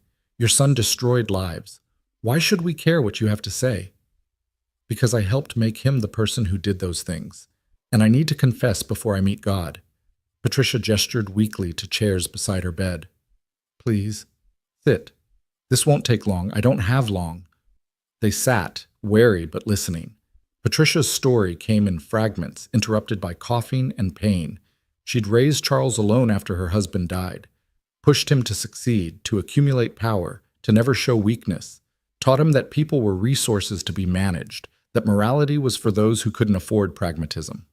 When he started cutting corners at Grant Tech, taking bribes, falsifying reports, she encouraged it, praised his initiative, told him that real success meant doing whatever was necessary.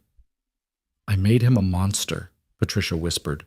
"And when Plant 7 exploded, when 14 men died, he came to me crying, asking if he'd done the right thing, and I—" Her voice broke. "I told him yes. Told him to protect himself, to cover it up, to sacrifice Mr. Ward if necessary. I'm the reason he framed you. I'm the reason those families suffered without justice. All of it traces back to me." "Why are you telling us this?" Ethan's voice was flat. "Because I'm dying, and I'm terrified of judgment. Because maybe if I confess to you, if I give you the truth, God will show me mercy I don't deserve." She pulled out an envelope from beneath her blanket. "These are letters Charles wrote me from prison, confessing everything. More corruption, more victims, details that never came out in trials. Give them to the FBI. Let them finish what you started." Sophia took the envelope carefully. "This doesn't absolve you." "I know, nothing absolves me, but maybe it helps someone. Maybe it prevents one more family from suffering." Patricia's breathing was labored now. "I'm so sorry. For my son's crimes, for my role in creating him, for every life destroyed by the values I taught. I'm sorry." She died 3 days later. The letters she'd given them contained exactly what she'd promised: evidence of additional corruption, more names, more crimes. The FBI used them to bring charges against 7 more individuals. Justice, expanding in circles like ripples in water. But Ethan couldn't stop thinking about Patricia's confession, about how corruption wasn't born in boardrooms but in homes, in the values parents taught children, in the culture that celebrated profit over people. Fighting corruption meant changing not just laws, but hearts. He shared this thought with Sophia over coffee one Saturday morning at the center. They'd started a ritual, weekend coffee, while their daughters were at various activities, time to decompress and plan. "So we're supposed to change hearts now? Isn't workplace safety complex enough without adding moral transformation to the mission?" Sophia was only half joking. "I'm not saying we add it to the mission. I'm saying we acknowledge that regulatory reform only goes so far. Real change requires cultural shift, teaching people that workers aren't resources to be exploited but humans who deserve dignity and safety. That's generational work. We won't live to see result." "No, but Leah and Emma will, and their children." Ethan gestured around the center at the memorial wall visible through his office window. "We're planting seeds. Maybe they grow into forests we'll never walk through. That's fine. Planting still matters." Their conversation was interrupted by excited shouting from the training floor. They rushed out to find Marcus and Vanessa surrounded by staff, everyone talking over each other, pointing at a laptop screen. "What's happening?" Sophia asked. Marcus turned the screen toward them. "Congress just passed the Workplace Safety Reform Act. Mandatory third-party inspections, protection for whistleblowers, criminal liability for executives who ignore safety warnings, and federal funding for training programs modeled on our center." Ethan read the screen, hardly believing it. They'd been advocating for this legislation for 18 months, testified 3 times, mobilized workers across the country to contact representatives. But he'd never truly believed it would pass. Too many corporate interests opposed it, too many politicians in industry pockets. It passed the Senate 67-33, Vanessa said, tears streaming. Bipartisan support. The president says he'll sign it next week. This is everything we've been fighting for. The room erupted in celebration. Staff hugged, cried, laughed. Someone opened champagne left over from the building opening. Emma and Leah appeared from the children's area, sensing something important was happening, and got swept up in the joy without fully understanding it. In the chaos, Ethan and Sophia found themselves standing together by the memorial wall, watching their team celebrate. "We did it," Sophia whispered. "We actually did it." They did it. Ethan gestured to the 37 photographs. Every single person on this wall. They're the ones who paid the price that made this possible. Then we better make sure their sacrifice meant something. The Workplace Safety Reform Act signing ceremony happened on March 23rd, exactly 3 years and 2 days after the Plant 7 explosion. The president invited Ethan, Sophia, and representatives from families of workplace accident victims across the country. The Phoenix Center's memorial photographs were displayed prominently, reminding everyone why the legislation mattered. When the president signed the bill into law, using multiple pens that he distributed to those present, Ethan received one engraved with, "For Ethan Ward, who refused to stay silent." Sophia's read, "For Sophia Grant, who chose accountability." The pens sat on their desks at the center, daily reminders that speaking truth to power eventually worked. Maybe not quickly, maybe not easily, but eventually. Life settled into something resembling normalcy over the following months. The center continued expanding, 12 locations across 5 states by summer, with plans for 20 more. They trained over 15,000 workers in their first full year of operation. Vanessa's family support program served 230 families. The FBI's investigation, bolstered by Patricia Reynolds' letters, resulted in 93 total arrests and systemic reforms in construction, manufacturing, and energy industries. Frederick Morrison's posthumous prosecution for corruption, conspiracy, and orchestrating the kidnapping resulted in asset forfeiture. His entire $400 million estate was seized and distributed to victims' families and workplace safety programs. The Phoenix Center received $50 million from the settlement, more than they'd ever dreamed possible. But the most significant change was personal. Ethan and Sophia, who'd started as bitter enemies forced into uneasy alliance, had become genuine partners. They finished each other's sentences in meetings, developed inside jokes about catastrophic pasta dinners, made decisions through some kind of telepathic consensus that their staff found both impressive and mildly irritating. "You two are basically married," Marcus observed one day, not entirely joking. "We're colleagues," Sophia corrected. "Business partners. Who have dinner together 3 nights a week, whose daughters are inseparable, who coordinate outfits without planning, and who look at each other like..." He gestured vaguely. "You know what? Never mind. Totally just colleagues." The observation lodged in Ethan's brain, uncomfortable and impossible to ignore. He and Sophia weren't romantically involved. Their relationship was professional, their bond forged through shared trauma and mission. But somewhere along the way, she'd become his closest confidant, the person he called first with good news or bad, the one whose opinion mattered most. He didn't know what to do with that realization. The situation came to a head on a humid evening in July. The center was hosting its first annual memorial service, a ceremony honoring the 37 workers on their wall and all others who died in preventable workplace accidents. 200 people attended, filling the building with grief and remembrance and determination that these deaths would catalyze change. Mrs. Martinez spoke about her son Daniel. Thomas Reeves's brother told stories about a man who loved electrical work and bad jokes. Vanessa remembered her husband Michael, voice breaking but steady. One by one, families honored the dead by celebrating the lives they'd lived. Ethan gave the closing remarks, standing before the memorial wall with 37 faces watching. "We gather tonight not to mourn, though we do mourn, but to remember and recommit. These 37 people, and thousands like them across our nation, died because someone prioritized profit over safety, efficiency over caution, quarterly earnings over human life. Their deaths should have been prevented. Their families should never have suffered this loss, and the only way to honor them is to ensure no one else dies the same way." He paused, looking at the photographs. "But here's what I've learned over 3 years of running this center. Preventing deaths isn't enough. We also have to affirm life. Celebrate the workers who go home safe because of training we provided. Support the families who are healing instead of grieving. Build communities that protect each other. That's how we turn tragedy into triumph, not by erasing the past, but by creating a better future. As people filed out after the ceremony, many stopped to thank Ethan and Sophia. Some shared stories of lives saved by the center's work. Others just needed to talk, to be heard, to know their grief was witnessed. After everyone left, Ethan and Sophia stayed to clean up. Another ritual, working together in comfortable silence while the building settled around them.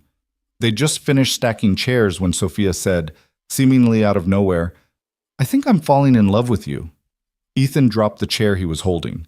It clattered loudly on the floor, echoing through the empty building. "What?" "I know it's complicated. I know our history is terrible. I know I destroyed your life, and we built this partnership on the ruins of that destruction. But somewhere along the way, working beside you, watching you choose integrity over anger, seeing you be an incredible father to Leah, I fell in love." Sophia's voice was steady despite her obvious terror. "And I needed to tell you because keeping it secret felt dishonest. We built this center on truth, even uncomfortable truth. So there it is, the uncomfortable truth." Ethan stared at her, mind completely blank. In 3 years, he'd never considered the possibility of romantic feelings between them. Their bond was professional, platonic, built on shared mission rather than mutual attraction. Except, was it? Or had he been deliberately not noticing the way his heart lifted when she walked into a room, the way her smile made difficult days bearable, the way he'd started measuring his life in moments shared with her? "I don't know what to say," he managed. "You don't have to say anything. I just needed you to know. We can keep working together exactly as we have been. Nothing needs to change. I can—" Her voice finally cracked. "I can keep this to myself. I'm good at hiding things I shouldn't feel."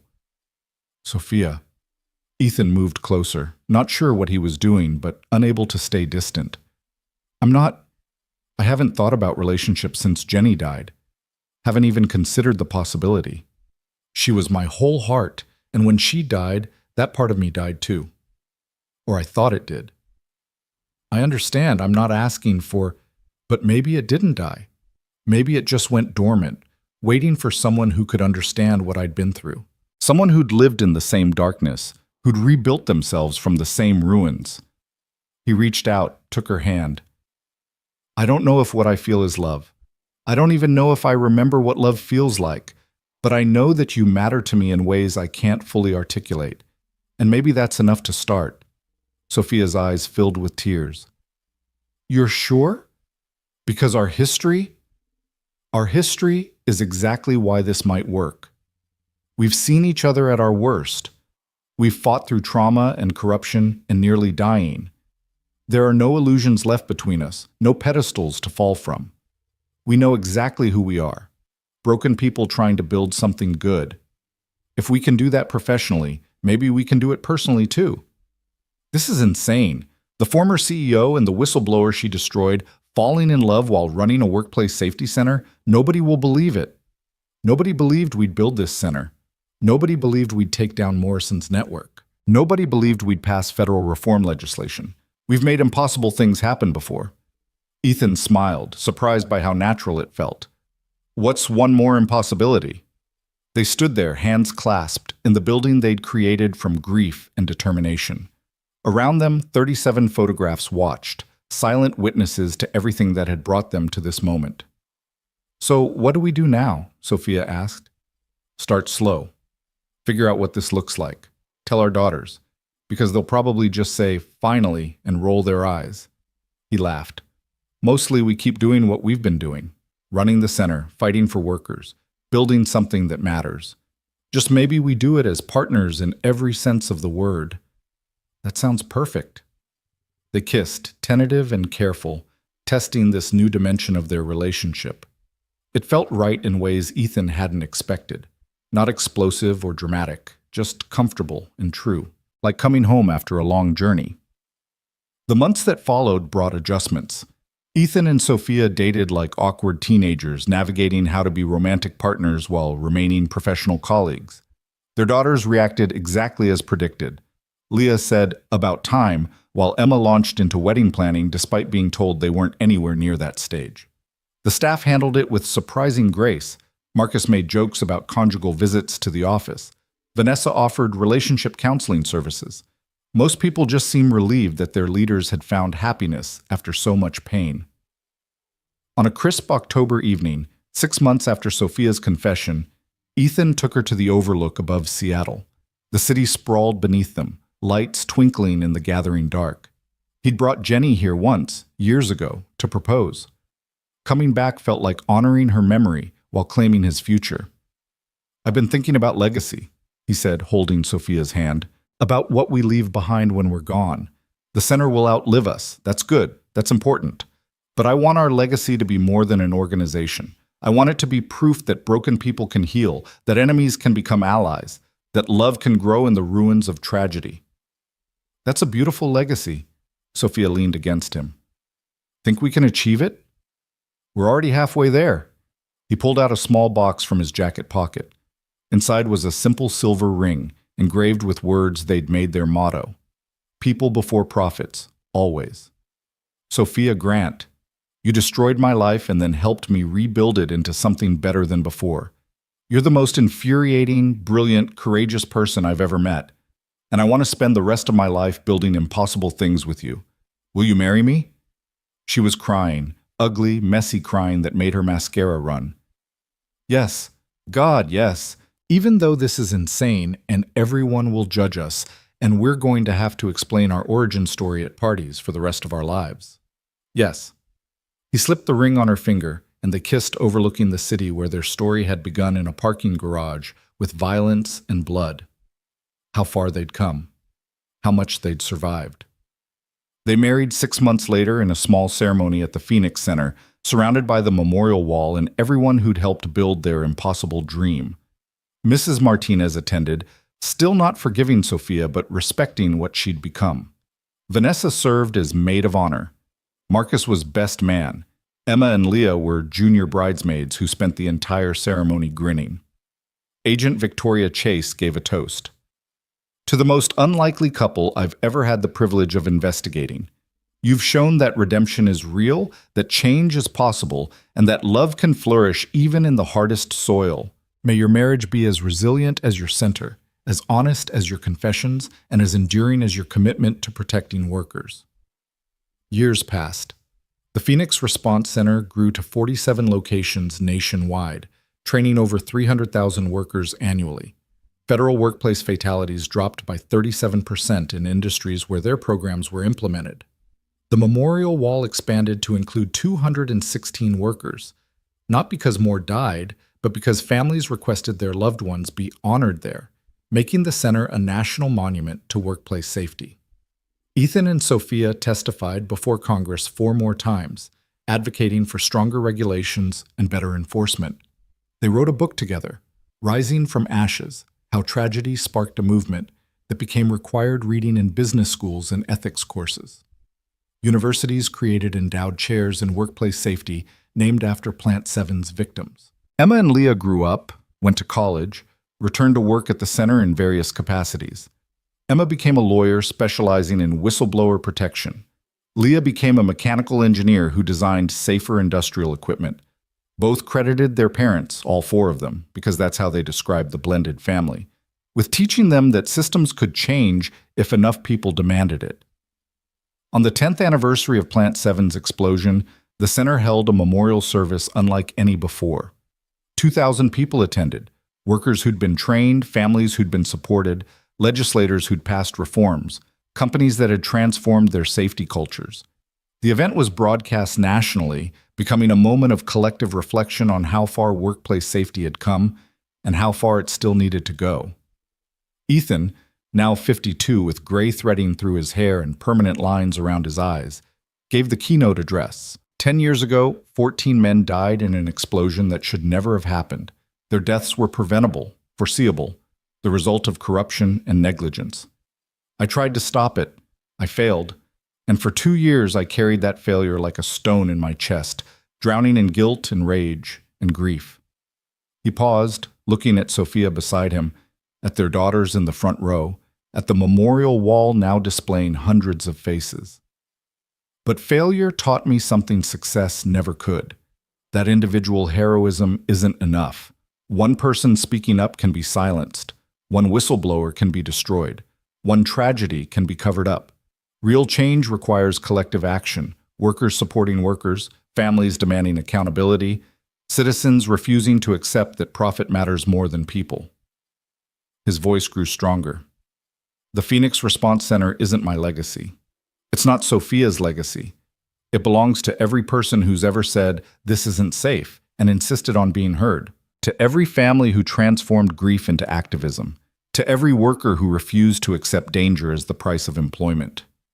We're just stewards of a movement that's bigger than any individual. He gestured to the memorial wall. These faces, 216 workers, but representing thousands more whose names we'll never know. They're why we fight. Not because we can bring them back, but because we can prevent others from joining them.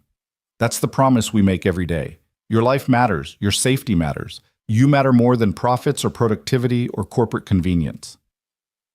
The crowd stood, applauding for nearly 5 minutes. But Ethan wasn't finished. 10 years ago, Sophia Grant made the worst decision of her professional life. She ignored warnings, prioritized profit, and caused deaths through negligence. She spent the last decade atoning for that decision, confessing publicly, accepting accountability, building systems to prevent others from making similar mistakes. Some people think that's not enough. Some people will never forgive her, and that's fair. She doesn't deserve forgiveness. He turned to his wife, saw tears streaming down her face. But she deserves recognition for choosing to change, for refusing to hide behind lawyers and corporate structures, for spending 10 years building something that saved thousands of lives. Redemption isn't about erasing the past. It's about creating a future so much better that the scales begin to balance. Sophia has done that. We've done that together, and we'll keep doing it for as long as we're alive. Later that evening, after the crowds dispersed and the building grew quiet, Ethan and Sophia stood alone before the memorial wall. 10 years. It felt like a lifetime and an instant simultaneously. "Do you think we've done enough?" Sophia asked quietly. "To balance what I caused?" "No. And we never will. You can't balance 14 deaths, or 216, or thousands. You can only work every day to prevent more." Ethan took her hand. "But I think you've transformed what could have been just tragedy into something meaningful. That's more than most people manage." "I couldn't have done it without you." "We did it together. That's the point." He pulled her close. "Partners. In crime fighting, in love, in building impossible things. Always." They kissed, surrounded by the faces of those they'd failed to save but had spent a decade honoring. The memorial hall was quiet, sacred, heavy with purpose. This was their church, their confessional, their sanctuary, where they came to remember why the work mattered when it felt overwhelming. Outside the Phoenix Response Center, Seattle continued its endless rhythm. Workers heading home to families, buildings rising from the ground, life persisting in all its messy, complicated glory. Somewhere in the city, a construction worker checked structural integrity before starting a shift, using training the center had provided. Somewhere, a family grieving a workplace death found their way to a support group Vanessa led. Somewhere, a whistleblower made the terrifying choice to speak up, knowing organizations like the Phoenix Center would protect them. The ripples continued expanding, touching lives Ethan and Sophia would never meet, preventing tragedies that would never make headlines precisely because they were prevented. That was the real victory, not the awards or legislation or media coverage, but the quiet accumulation of lives saved, families kept intact, workers returning home safe. In the center's garden, added during the 5th expansion, a bronze plaque caught the last rays of evening sun. "In memory of those who died because we failed, in honor of those who lived because we learned, may their sacrifice transform how we value human life. People before profits, always." 14 names were listed first. Then 202 more. Space remained for others, because despite all their work, people still died in preventable accidents. But fewer each year. Fewer because of training programs and whistleblower protections and cultural shifts and federal legislation, and a center built from grief that refused to let that grief be meaningless. Ethan and Sophia walked through the garden as darkness fell, hands clasped, comfortable in the silence that came from knowing each other completely. They'd survived the parking garage attack, the kidnapping, Morrison's sabotage, public scrutiny, their own demons. They'd transformed from enemies to allies to partners to lovers to spouses. They'd built something that mattered from the ruins of their worst moments. "Happy anniversary," Sophia said suddenly. "Our anniversary isn't for 3 more months. Not that anniversary. 10 years ago tonight, you tried to get me to shut down Plant 7. I fired you instead. So technically, this is the anniversary of when our story really started. That's a depressing anniversary to celebrate. Or it's a reminder of how far we've come, how much we've transformed, how we took the worst moment and built a lifetime of better moments from it." She stopped walking, turned to face him. "I'd do it all again, even the painful parts, because they led here." "Me too," Ethan said, and meant it. Not because the journey had been easy or the pain worthwhile or any of the trauma justified, but because fighting through darkness together had taught them what really mattered. And what mattered was choosing right over easy, every day, no matter the cost. They walked back inside, turning off lights, locking doors, leaving the center ready for tomorrow's battles. Their car waited in the parking lot, not far from where Ethan had been working as night security when he'd saved Sophia's life a decade ago. Full circle, in the way life often came around to its beginnings. At home, their daughters were already there, Emma visiting from law school, Leah back from an engineering conference. The 4 of them ate dinner together, talking about cases and designs and plans for expanding the center's reach. A family built from tragedy, sustained by love, united by mission. Later, when Emma and Leah had gone to bed, Ethan and Sophia sat on their balcony overlooking the city. The same city where 14 men had died, where 2 little girls had been kidnapped, where corruption had thrived unchecked, where impossible things had happened because people had refused to accept impossibility. "What do you think happens next?" Sophia asked. "We've accomplished so much. Built the center, passed legislation, changed culture. What's left to fight for?" "Everything," Ethan said simply. "Because the work is never done. There will always be corporations cutting corners, executives prioritizing profit, workers endangered by negligence. We've made progress, incredible progress, but we haven't won. We've just established the battlefield." That's exhausting. It is. But it's also purposeful. We get to wake up every morning knowing our work matters. How many people can say that? He pulled her close. "Besides, I'm not fighting alone anymore. I have you, our daughters, our team, an entire movement of people who believe what we believe. That's more than I ever dreamed possible when I was drowning in grief and anger." "We're lucky," Sophia said quietly. "We're blessed. There's a difference." Ethan kissed her forehead. "Lucky is random chance. Blessed is earning grace through how we respond to trials. We've been through hell, but we chose to build heaven from the ashes. That's not luck. That's choice." They sat in comfortable silence as the city lights flickered below, each light representing a life, a family, a person whose safety depended on people like them refusing to accept preventable deaths. The weight was enormous, but shared between 2 people who'd learned to carry impossible things together, it became bearable. The phoenix had risen from the ashes, not once, but repeatedly, every time corruption tried to burn it down. And it would keep rising long after Ethan and Sophia were gone, because they'd built something bigger than themselves. A movement, a mission, a promise that every worker deserved to come home safe. That parking garage attack seemed like a lifetime ago. The terrified CEO and the grease-stained mechanic who'd saved her, now married and running a national movement, from enemies to partners, from tragedy to triumph, from death to life. It was the kind of story nobody would believe if it were fiction. But it was real. As real as the 37 photographs on the memorial wall. As real as the 15,000 workers trained this year alone. As real as love growing in the ruins of everything that should have destroyed it. Sophia leaned against Ethan's shoulder, feeling his heartbeat steady and strong. "Thank you," she whispered.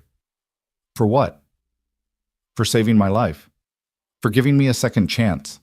For building this with me. For loving me despite everything. For making impossible things possible. Thank you for the same. All of it." He held her closer. "We saved each other, Sophia. That's what partners do. Inside the house, their daughters slept safe and secure, dreaming of futures where workplace tragedies were historical anomalies rather than accepted risks, where speaking truth protected you instead of destroying you, where corporations valued people over profits, not because regulations forced them to, but because it was the right thing to do. That future wasn't here yet, might never be fully realized, but it was closer than it had been 10 years ago. Closer because people had refused to stay silent. Closer because one CEO chose accountability over denial. Closer because a Navy SEAL mechanic turned tragedy into purpose. The only easy day was yesterday. Tomorrow would bring new challenges, new fights, new opportunities to choose right over easy. But Ethan and Sophia would face them together, building on the foundation they'd laid, protecting the movement they'd created, honoring the lives lost by saving lives yet to come. The phoenix rose, and rose, and rose again, always.